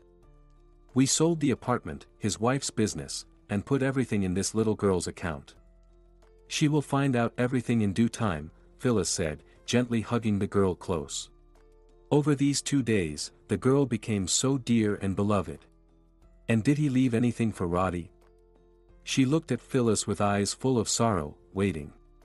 Phyllis had been struggling from the beginning. She understood that sooner or later, this question would come up. But what to do? Lie. And now, confidence came. For the greater good, sometimes, especially in such situations, you have to lie. It's a lie for the greater good.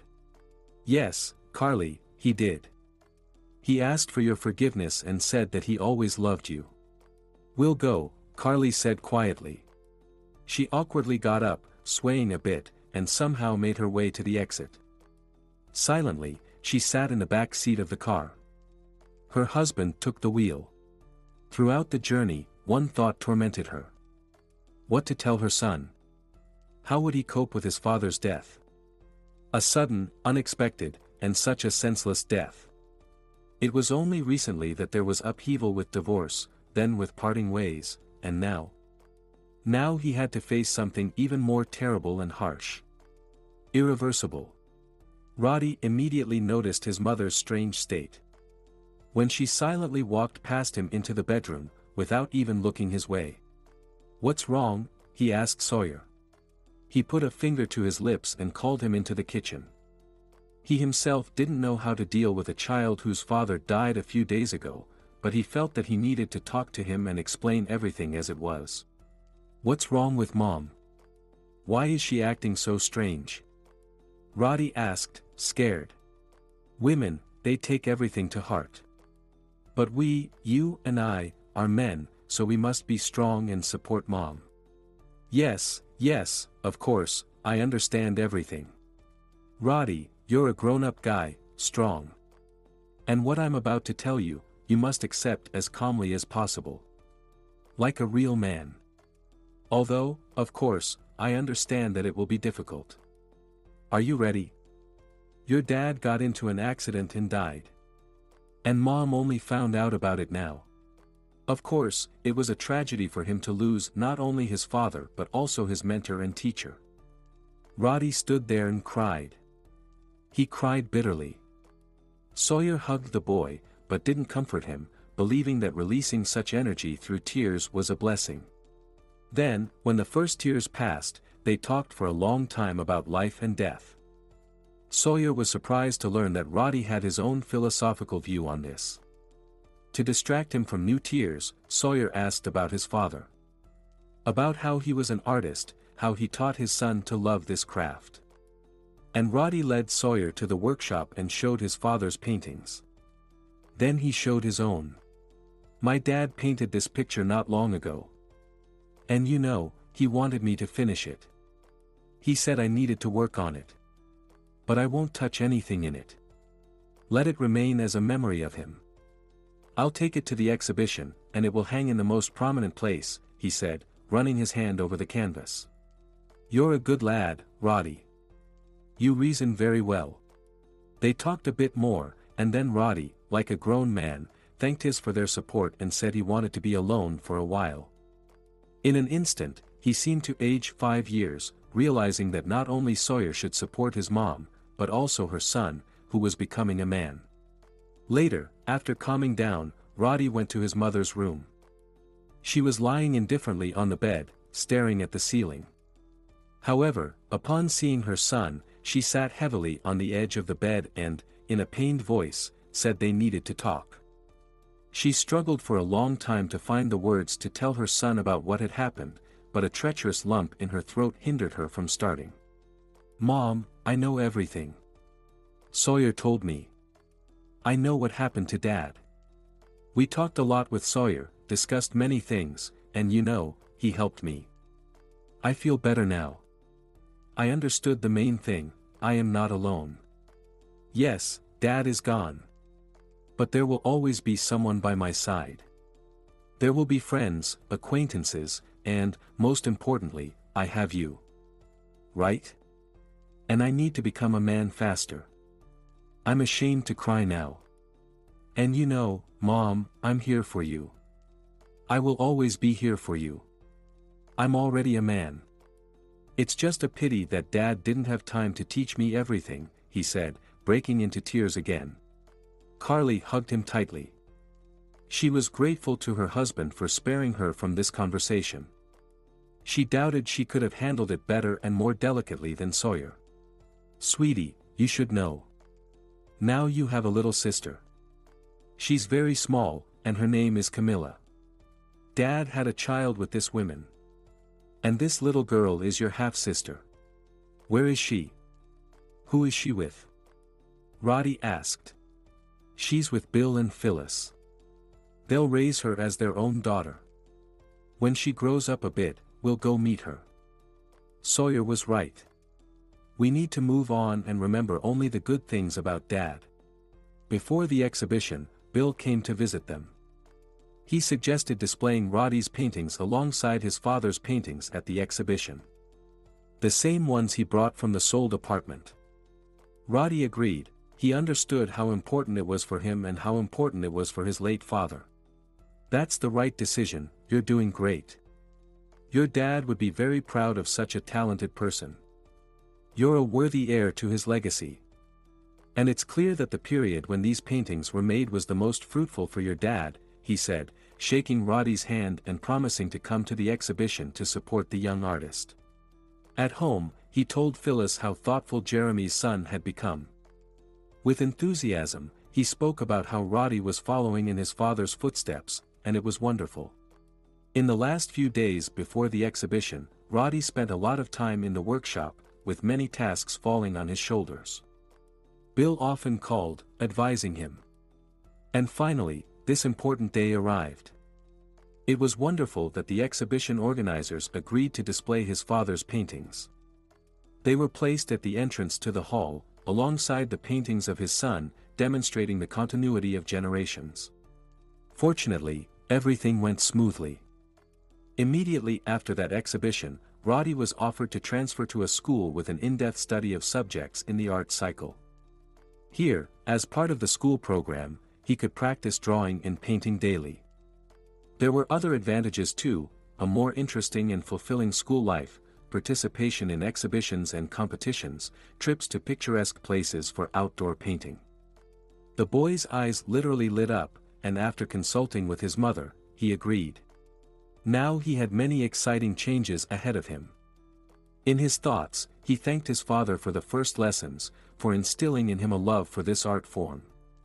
He was proud that he hadn't let his father down and knew for sure that Dad would be happy with his success.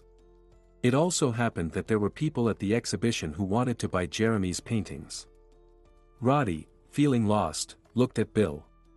"Decide for yourself, Roddy. They're yours. Of course, you can sell them, but I suggest you wait. In time, they will increase in value. Also, I advise you to make a catalog of your father's paintings so that you have all his works in front of you." Bill looked at Carly and said he could recommend a good photographer. The main thing was to take high-quality artistic photos. And when they were ready, they could make a beautiful catalog of Jeremy's paintings. The idea was tempting, and Carly promised to consider it. Bill left only one painting for little Camilla from the exhibition, the one where Jeremy painted her mother. In it, the older Camilla was depicted sitting in an antique chair, with a shawl draped over her shoulders. She was very beautiful, her gaze lively, and her face enlightened. There was also a small sketch where she stood with a bouquet of roses, her face hardly visible, only her eyes radiating joy and happiness. Jeremy managed to capture the mood of her beautiful eyes, but he didn't have time to finish this work. Bill believed that the rest of the paintings should belong to Roddy. He was the one continuing his father's legacy. When they returned home, everyone sat down at the table to celebrate such an event. They hung the certificate for first place on one of the walls in the workshop. It was perhaps Roddy's first serious success, and everyone hoped it wouldn't be the last. A year passed after those tragic events. Camilla was growing up, trying to walk and speak something in her own language. No one could understand her yet, but it seemed she enjoyed speaking. After a year had passed, a new task arose: they needed to visit Jeremy's grave and decide on a monument. Of course, Phyllis couldn't go, she was busy with her daughter. But Bill thought it wouldn't hurt to suggest to Carly to let Roddy go with him. It was a good opportunity to show her son his father's grave. Honestly, Carly didn't want to go there, but she couldn't let Roddy go alone either. After thinking about it, she replied that she and her son would join him at the airport. When Bill and Carly arrived, they immediately took a taxi to the cemetery. Much had changed at the cemetery over the year. Bill was pleasantly surprised when he saw Jeremy's monument. It warmed his heart. He immediately guessed that only Samuel could have done this. There are indeed decent and honest people out there. Roddy placed flowers on his father's grave, and Bill laid a bouquet for his friend and Camilla. Carly was glad that her son saw his father's final resting place. He could always come here on his own later. And for her, a certain stage in life had ended. As Camilla grew older, she increasingly resembled her mother, unfortunately, not just in appearance. Yes, she was becoming very beautiful, slender, inheriting her father's curly hair. She loved playing with her brother, as he was the only one patient enough to endure her whims. So she constantly waited for him and tearfully let him go, sincerely considering Roddy her possession. Carly didn't like it when her son went to visit them. Perhaps jealousy spoke in her. She always found things for Roddy to do whenever he said he was going to see Camilla. "Mom, you don't like it when I go there, do you? Mom, you're becoming someone I don't recognize. You become all angry as soon as I mention going to their place. Mom, what's wrong with you?" And Carly got angry. Angry at herself for feeling jealous. Angry at her son for sensing it. She didn't like that the girl, who was a little copy of her mother, clung to Roddy, just as her mother once clung to Jeremy. Already in her small figure, there was some kind of cunning and something reminiscent of a little predator, if you could even say that about a child. The little girl was already manipulating those around her, considering everyone her toy and her possession. Unfortunately, she couldn't tell anyone about it because anyone would stand up for the little one. No one would believe her. But what could she do if she felt that way? Mother only asked her son to visit less often because it made her feel calmer. The boy nodded but promised. Years passed unnoticed. Roddy graduated from school and then the same university as Jeremy. Bill became his mentor. To sell your paintings, he taught him, you need to be famous. You have to promote your name. If you're popular, you'll find admirers. Understand? Your paintings are very worthy, but no one knows about them yet. One option to tell people about yourself is to create a website on the internet. Start with that. The internet is the most accessible way to announce yourself to the world. Friends and collectors will see you. And it's even better to not just have a website but a website with good articles. Write, for example, tips for beginners. Remember how my father gave you lessons. Tell them what he taught you. People will be drawn to you. They'll trust you, recommend you to others. That's how fame gradually comes. Roddy listened to this advice. And soon the website started working for him. At first, he was invited to exhibitions because of his father, but they also asked him to bring his own paintings. But after some time, his paintings also became popular. Alongside his paintings, he exhibited his father's paintings. Exhibition organizers really liked this combination of paintings by father and son. It looked very touching and gave the viewer some variety. While examining Jeremy's paintings, visitors could immerse themselves in the beauty of nature.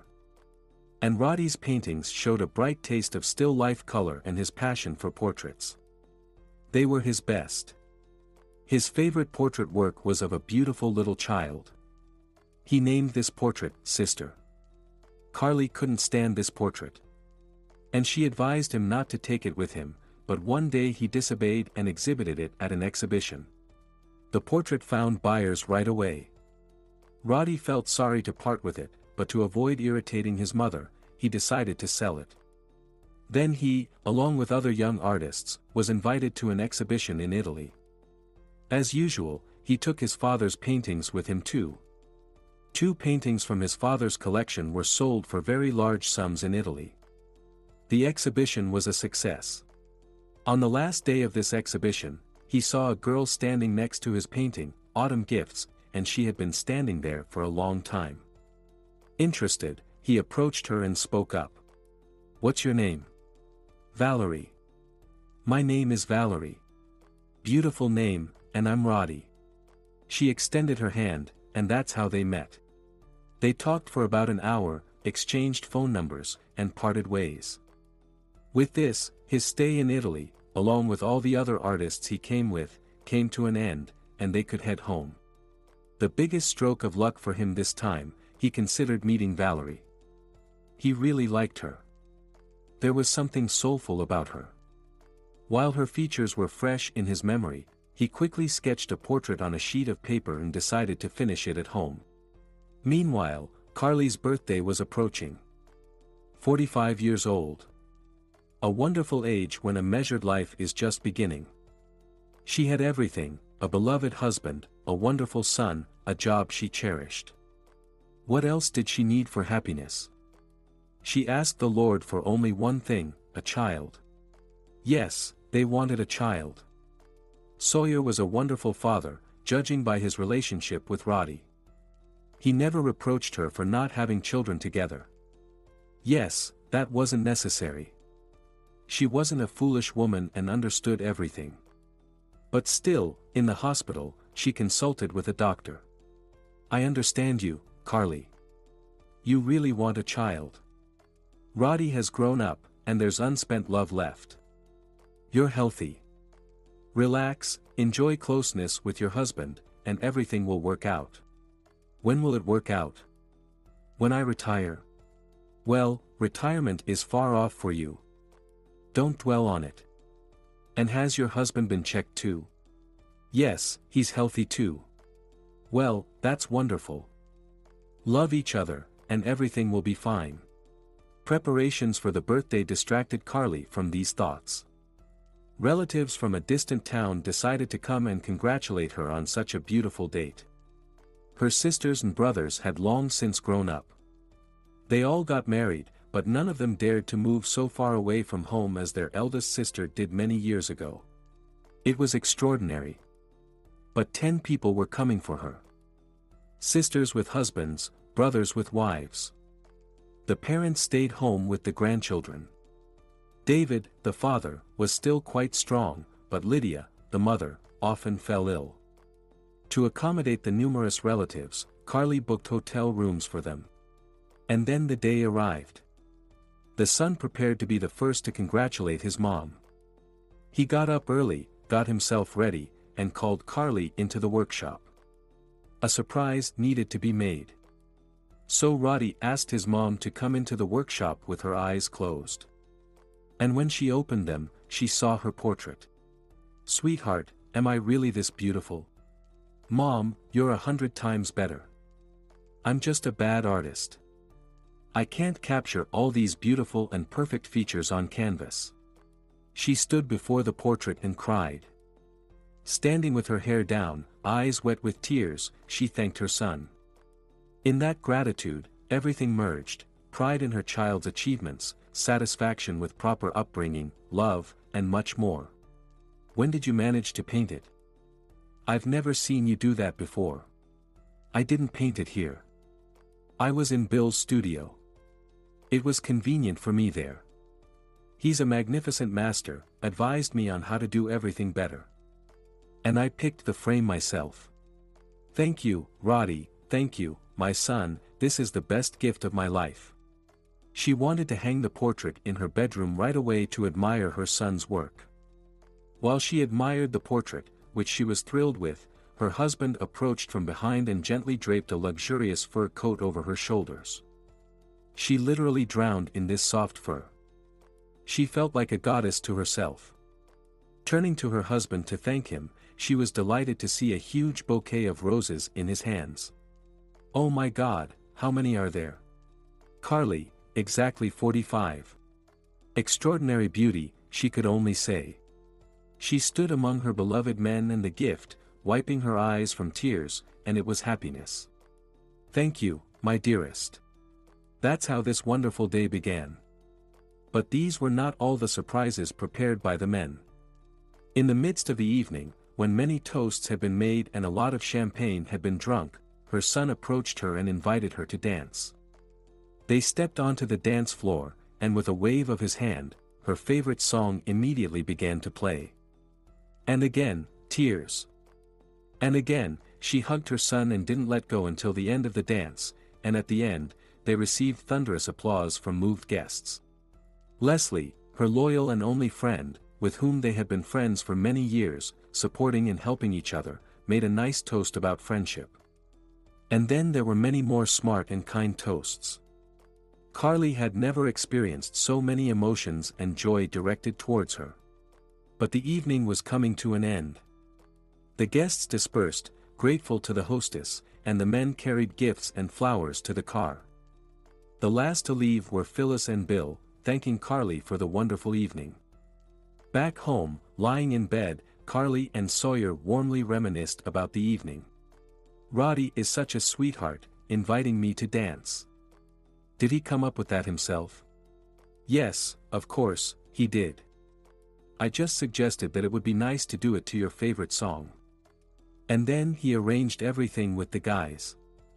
He's a great kid. He loves you a lot. He just idolizes you. And you? Carly was surprised. What about me? Well, do you love me? Darling, let me tell you, I'll be answering that question until my last days. Yes. She was satisfied with the answer and fell asleep in his arms. After the birthday, life returned to its usual routine. The guests dispersed, the usual cares returned, home, work, brief meetings with friends. Strangely, however, she couldn't shake off the feeling of anxiety all day today. Her first thoughts were about her son and husband. Fortunately, everything was fine with them. But the feeling of anxiety didn't go away. She tried to understand what was wrong, but her thoughts couldn't find a rational explanation. It was already quite dark when Carly returned home from work. She struggled up the stairs, the elevator had been out of order for the past 2 days. It was pouring rain outside. Water dripped from the umbrella, and before entering the apartment, she shook it off and started looking for her keys. She knew there was no one in the apartment. Sawyer had gone to a conference for oncology surgeons, and Roddy had flown to meet his Valerie. Lately, they had been constantly communicating via Skype. Their conversations could last well past midnight, and it was evident that her son was in love. He was glowing, as lovers often do. His mother didn't mind. She only asked him not to rush and always use reason rather than emotions. She felt cold. She poured herself a hot tea to warm up. With each sip of this delicious hot drink, warmth spread throughout her body. Her thoughts returned to the evening before. Carly always loved to take a walk after work, and tonight she felt like taking a stroll. It was quite cool, and she enjoyed herself thoroughly, then sitting on a bench in the park near her home, after a while she felt chilled, but for some reason, she didn't hurry to leave. As if she was waiting for someone. Couples hurried past her, and her feeling of anxiety grew. Then Carly realized that a strange feeling of profound loneliness and abandonment had been added to it. She sat completely alone, unwanted by anyone, while passers-by rushed somewhere, and they had no concern for her. And then she decided to go home. Just as Carly was about to leave, a woman sat down next to her. Apparently, like her, not in a hurry to go anywhere. "Do you live nearby?" Carly asked. "No, I don't live here," the stranger replied in a hoarse voice. "And my house is over there," Carly pointed with her hand to the end of the park. "I know," the woman replied. "You do?" Carly was surprised. "How?" "I know a lot about you." "And what exactly?" "Well, for example, that you're going to have a daughter soon. The birth will be difficult, but the baby will be healthy." "Who are you? Why do you think I'll believe you?" "I'm not even pregnant." "Because you know I'm right." "Goodbye. I'm a doctor, I would have felt if a new life was developing in my body." But the strange woman wasn't listening anymore, and her words echoed into emptiness. She was already far away. It was even strange how quickly she left, or disappeared. As soon as the stranger disappeared from sight, a strong wind picked up, accompanied by pouring rain and thunder. She needed to get up and run, but she felt as if she were glued to the bench. And the rain kept pouring and pouring, yet for some reason, she couldn't muster the strength to even open her umbrella. Completely soaked, she made an effort, opened her umbrella, and struggled to get up and walk home. But the rain kept drenching her. What about the umbrella? Why wasn't it protecting her from the downpour? Or maybe there wasn't an umbrella at all. Then where was it? She distinctly remembered having it, and she distinctly remembered opening it. So where was that cursed umbrella?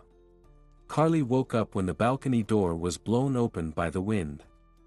Immediately, it became cold and damp, she shivered and quickly got up to close it. So, it was just a dream. Wasn't it? It felt so real, like a color movie. She did sit on a bench in the park, but as it got dark and the rain started, she headed home. All she wanted now was to return to that dream, to see it through, to meet that woman again, and ask her many questions. Carly couldn't even tell anyone about the dream, they simply wouldn't understand. She lay in bed, placed her hand on her stomach, and at that moment, she felt the strongest need to protect her happiness. Just the thought of losing that happiness shook her to the core. Losing it due to some oversight. So the entire night passed, and in the morning, Carly went to work. On her way to work, for some reason, she decided to pass through the park, past that very bench where she had met the strange woman in her dream. Of course, there was no one there. She sat on the bench for a few minutes, looked around. Passers-by hurried past, no one cared about her. Finally, Sawyer returned. He came back with flowers and gifts, immediately called his wife at work, and told her he was waiting for her at home. This forced separation for 10 days was the first time it had happened to them, and it revealed a lot. It showed the sincerity of their feelings because before that, they had always been together, at home, at work, on vacation. So it was hard for both of them to bear the absence of their beloved. And when the long-awaited reunion finally happened, they were engulfed in the rekindled feelings. Fresh, as if they were just beginning. In reality, it was that same love, genuine, that many dream of. She decided not to tell her husband about the strange dream. She didn't have any explanations for herself either. When everything became clear, her husband would be the first to know about this joyful event. Since she had the dream, a week had passed. Every time she fell asleep, she wished to see that stranger again, to ask when everything would happen. But she never dreamt of her again. And then, 10 days later, during a meeting with the chief physician, she suddenly felt unwell. "Well, my dear," the gynecologist said, looking at the blood test results. "You are pregnant. Congratulations." "Thank you," Carly whispered, wiping away tears. At that moment, a concerned Sawyer arrived. "Hello, Sawyer. What's wrong with her? Is it something serious?" "Of course. What did you think? Being parents is always serious. Congratulations. Take care of your wife." Her head was spinning, and she thought it was from happiness. They had succeeded. They had achieved what they wanted, and their dream of becoming parents would soon become a reality.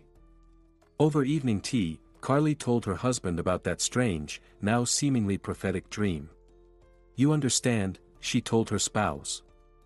"This strange dream was so vivid, it felt like I was watching a real color movie. I could tell exactly where I was and even which bench I was sitting on. I wanted to finish it so badly, but then the balcony door opened with such a noise that I woke up. But now it doesn't matter anymore. We need to live through these 9 months calmly, so that the baby is born healthy." Their conversation was interrupted by a phone call. As soon as Carly saw that her son was calling, the first thing she told him was that he would have a little sister. "Mom, am I understanding correctly? A sister? I'm going to have a sister." "Yes, that's right, son. Well, congratulations to you and Sawyer. From the bottom of my heart, Mom. Valerie and I will be in Chicago in a week. I want to rent an apartment for a month. Why, can't you stay with us?" "We can. But it would be a bit inconvenient. We want some privacy. Our own routine. Our own schedule." "Okay then.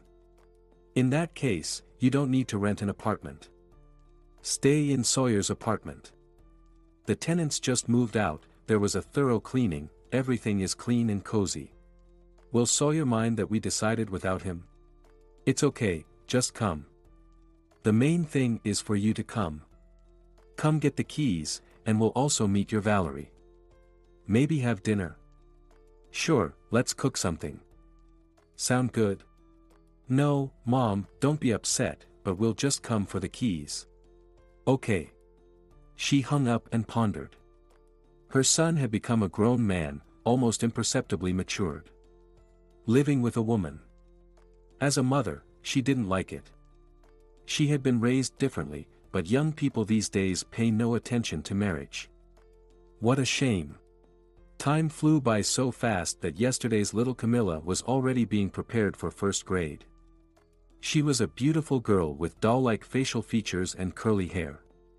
Her character was stubborn, complex, but for now, they could still reason with her. At the age of 5, they told her the truth about her real parents. Surprisingly, she took it calmly, just handling the photograph more often, the one that always stood on Bill's desk. It depicted her real mom and dad.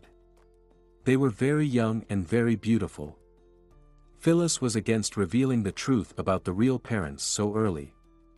But psychologists advised that the sooner, the better. Young children have a very resilient psyche, and they handle such news more calmly than older children. After the secret was revealed, nothing really changed.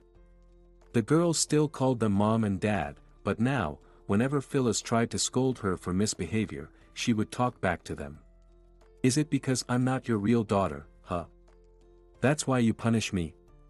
You don't love me at all. Of course, I'm not your real child, and there's no one to stand up for me. A real mom wouldn't do that." Phyllis was at a loss. Of course, she tried to explain to the little girl that such behavior was not acceptable, and her current behavior deserved punishment. It didn't matter if she was their biological daughter or adopted. A decent person at any age should understand that there are people around them, and a decent person knows that they need to respect them. But if you don't understand that, then it needs to be explained to you. And if even after explanations you still don't understand, then harsher measures need to be taken. Like not allowing you to play with gadgets. Or watch TV. I'm very sorry, Camilla, but believe me, you don't understand kind words. And you must understand that I'm forced to punish you. I'm doing this not for my own pleasure. I'm doing this for you. Even after such explanations, she could go for days without speaking to her parents. She would stay silent, enduring the pause. But then she would eventually approach her mother and start sweet-talking her, asking for something. But she never, absolutely never, apologized for her behavior. Sadly, she didn't have any talents either, unfortunately. She didn't like drawing, nor reading. But she loved posing in front of the mirror, like a professional model. Even modern dance classes didn't captivate her and quickly became boring. After such difficult disciplinary conversations and disputes, Phyllis felt drained, like a squeezed lemon. Horrible thoughts haunted her. If it's like this now, what will happen next? Oh God! Maybe they shouldn't have taken her in the first place. But after some reflection and calming down, she pulled herself together. And she scolded herself, feeling sorry for the poor child. Both parents accompanied Camilla to her first day of school. But from the very first days, complaints poured in about the girl. Arrogant, rude, she didn't want to sit with anyone at her desk. If she felt like it, she could stand up in the middle of class and leave. The mother was shocked and provided an opportunity for a disciplinary talk with the father. Yet the girl was slightly afraid of her father. The conversation lasted a long time. She left her father's office all red-faced and quiet. They lived peacefully for 2 months without any complaints. The parents relaxed a bit, but in vain. One evening, the parents of one of Camilla's classmates visited them, claiming that Camilla had allegedly beaten their daughter. "Well, excuse us, but she's quite unstable. She tells everyone that you're not her real parents, that she's not happy living with you, that you beat her, hence she's so nervous and unhappy. But you don't really look like abusive parents. So, is she also a liar with you? Are you aware that she tore our daughter's shirt? You know, you'll have to compensate for it." Phyllis didn't know what to do.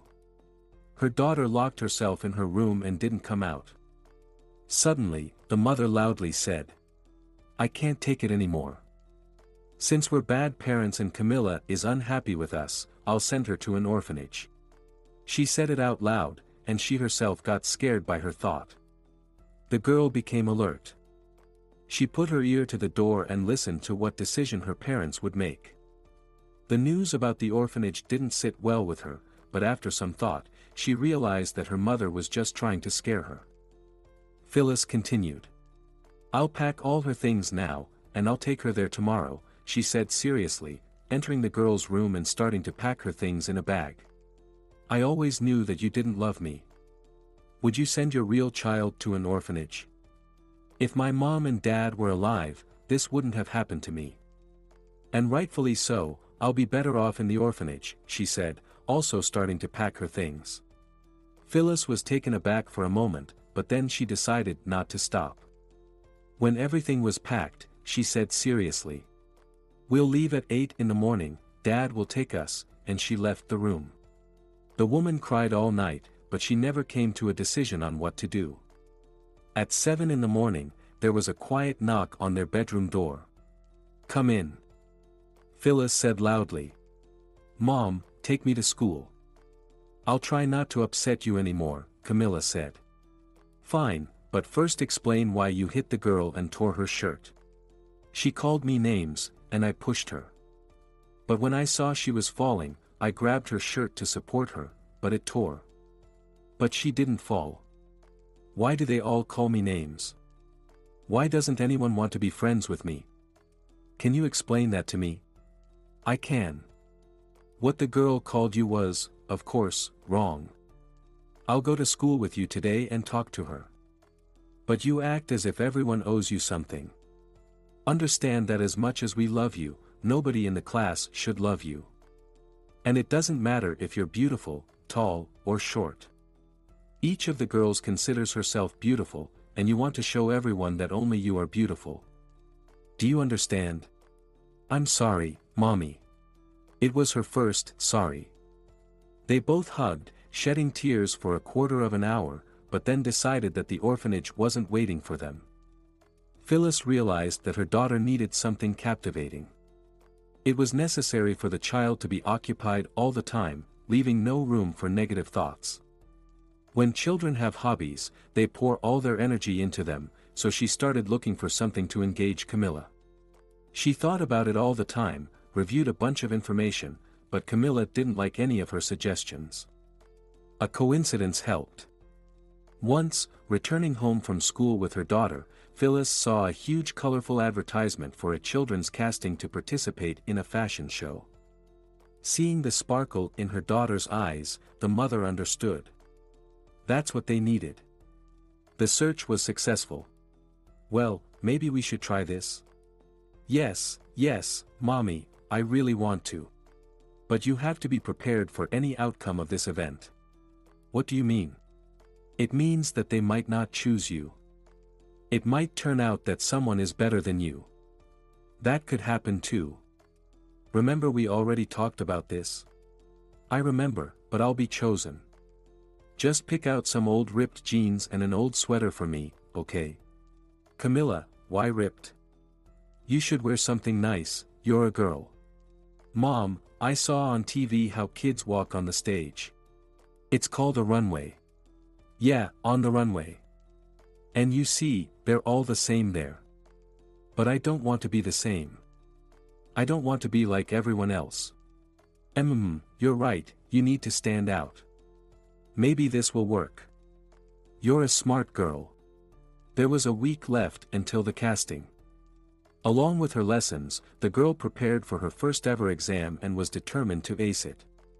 She watched kids on the internet and tried to mimic them. And according to her mother, she did it better.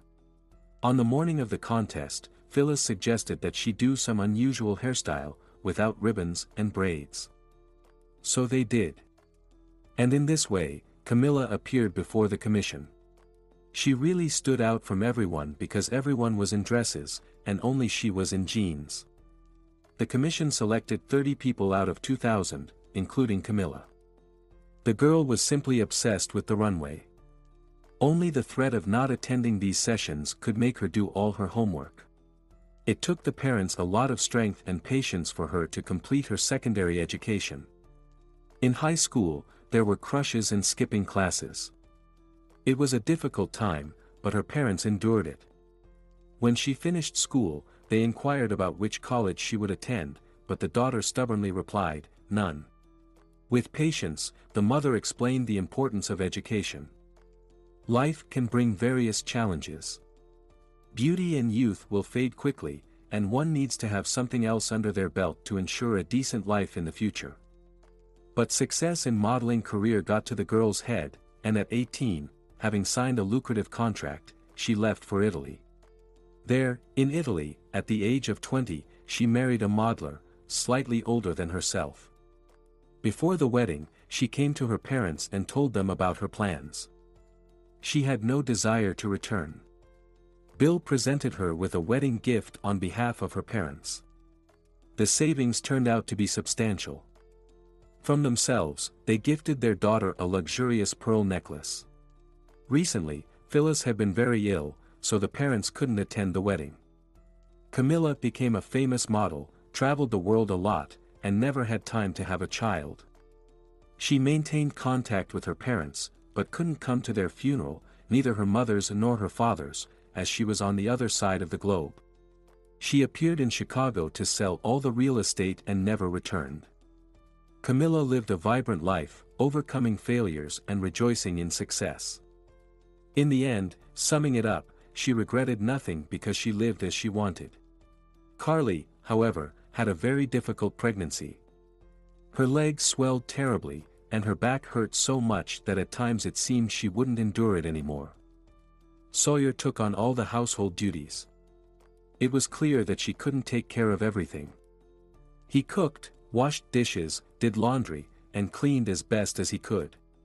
So, day by day, the long-awaited day they both dreamed of approached.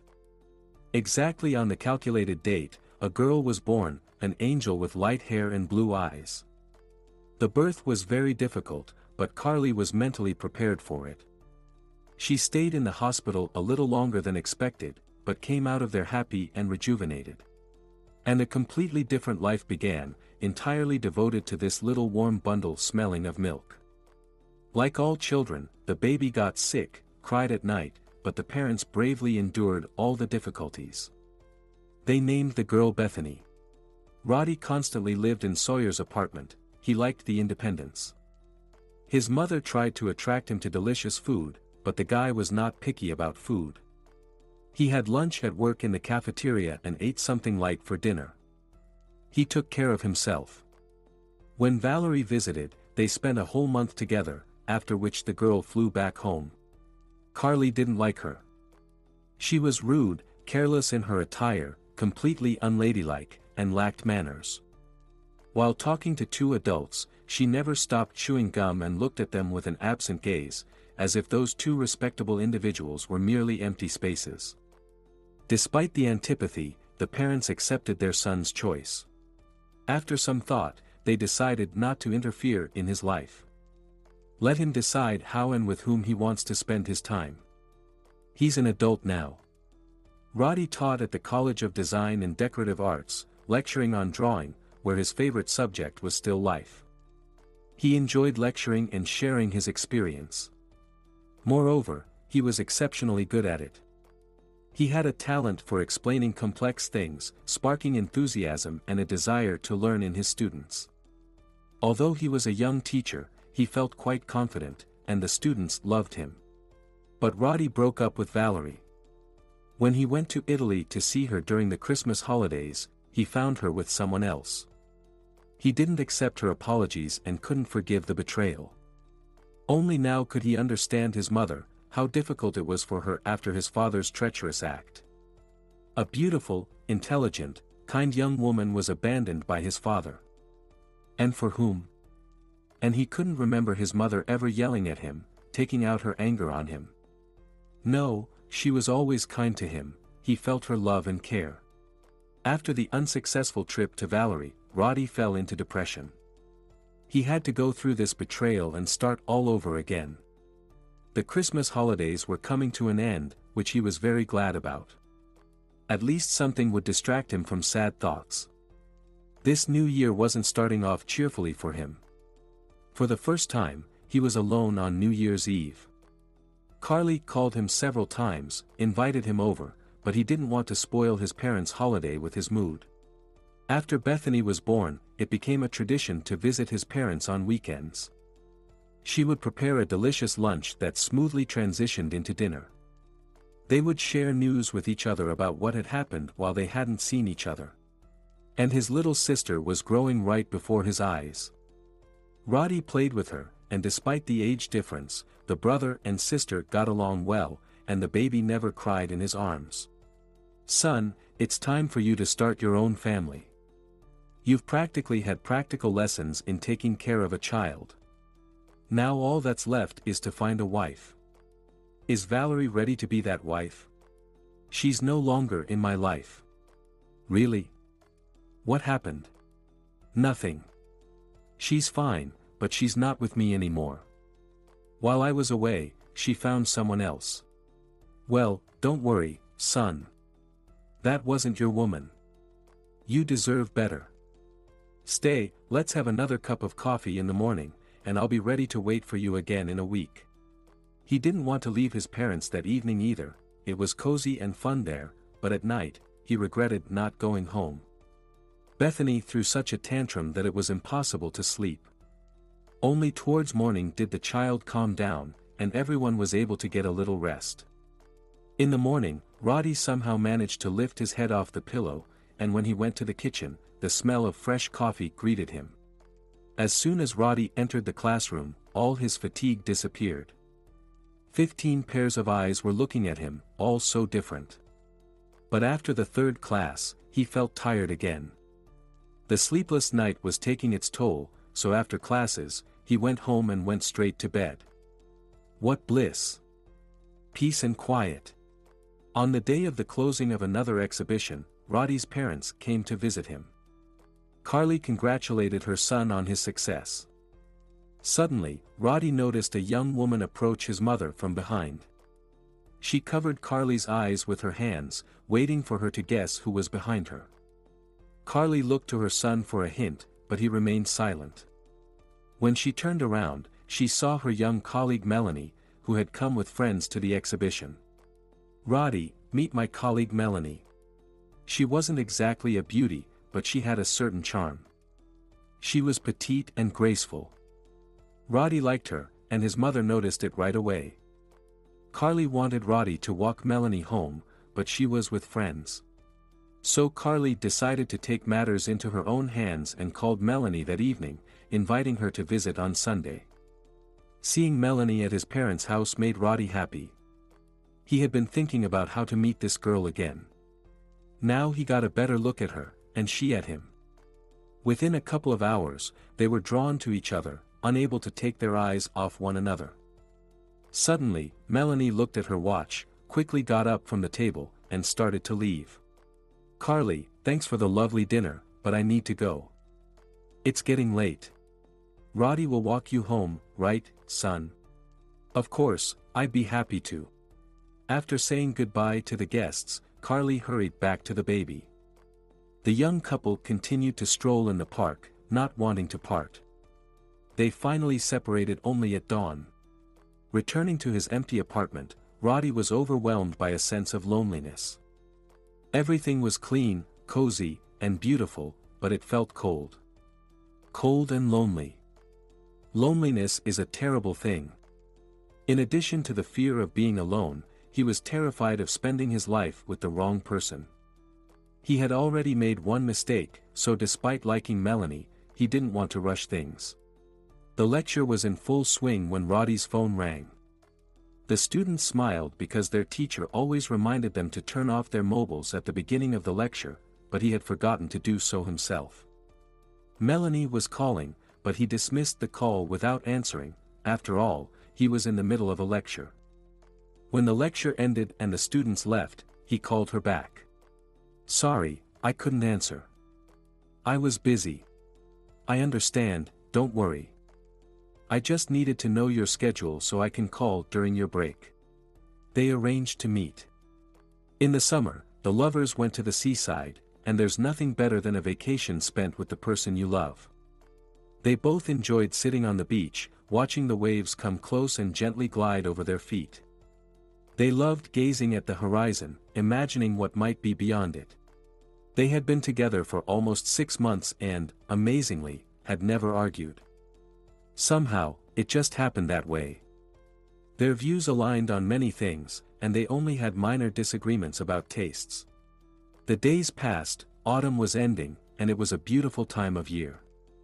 But then the weather turned, and the approach of winter, along with its beloved holiday, was felt. How quickly the year had flown by. Roddy bought a ring and planned to propose to Melanie at Christmas. When Carly found out, she was overjoyed. "Son, she's a wonderful person. She has a kind heart, and most importantly, she loves you." "How do you know that? Or are you just guessing?" "Well, if you promise not to tell anyone, I'll let you in on a big secret. She told me herself." "All right," Roddy replied with a smile. After this conversation, he felt more confident. Christmas is a romantic holiday. Roddy was very nervous. He opened the velvet box with the engagement ring and proposed to her. She literally squealed with surprise. Without hesitation, she said yes, as she had been waiting for this moment and was prepared for it. They spent the rest of the evening walking through the beautifully decorated city, repeatedly confessing their love for each other. It was the happiest Christmas of their lives. Roddy and Melanie got married and moved into Sawyer's apartment. Melanie had difficulty conceiving, which saddened the happy couple, but since they were both healthy, they just needed to be patient. 4 years later, they were blessed with a girl, and then a boy. Their son, Tom, later became a doctor, like his mother and grandmother, while their daughter, Gloria, became an artist. Carly adored her grandchildren, who were just a bit younger than her daughter. Bethany became a women's clothing designer, and when she married a famous lawyer, her husband helped her open a fashion house. They discussed what to name it, and her husband suggested the simplest option, using her own name. "Your name will then become your brand, and all your designs will be your signature pieces," he convinced her. She agreed. The Bethany fashion house thrived, and her parents were proud of her. Bethany made Carly a grandmother again when Carly was in her early 70s. Carly adored her grandchildren. If Carly had known earlier how wonderful it was to have grandchildren, she would have asked,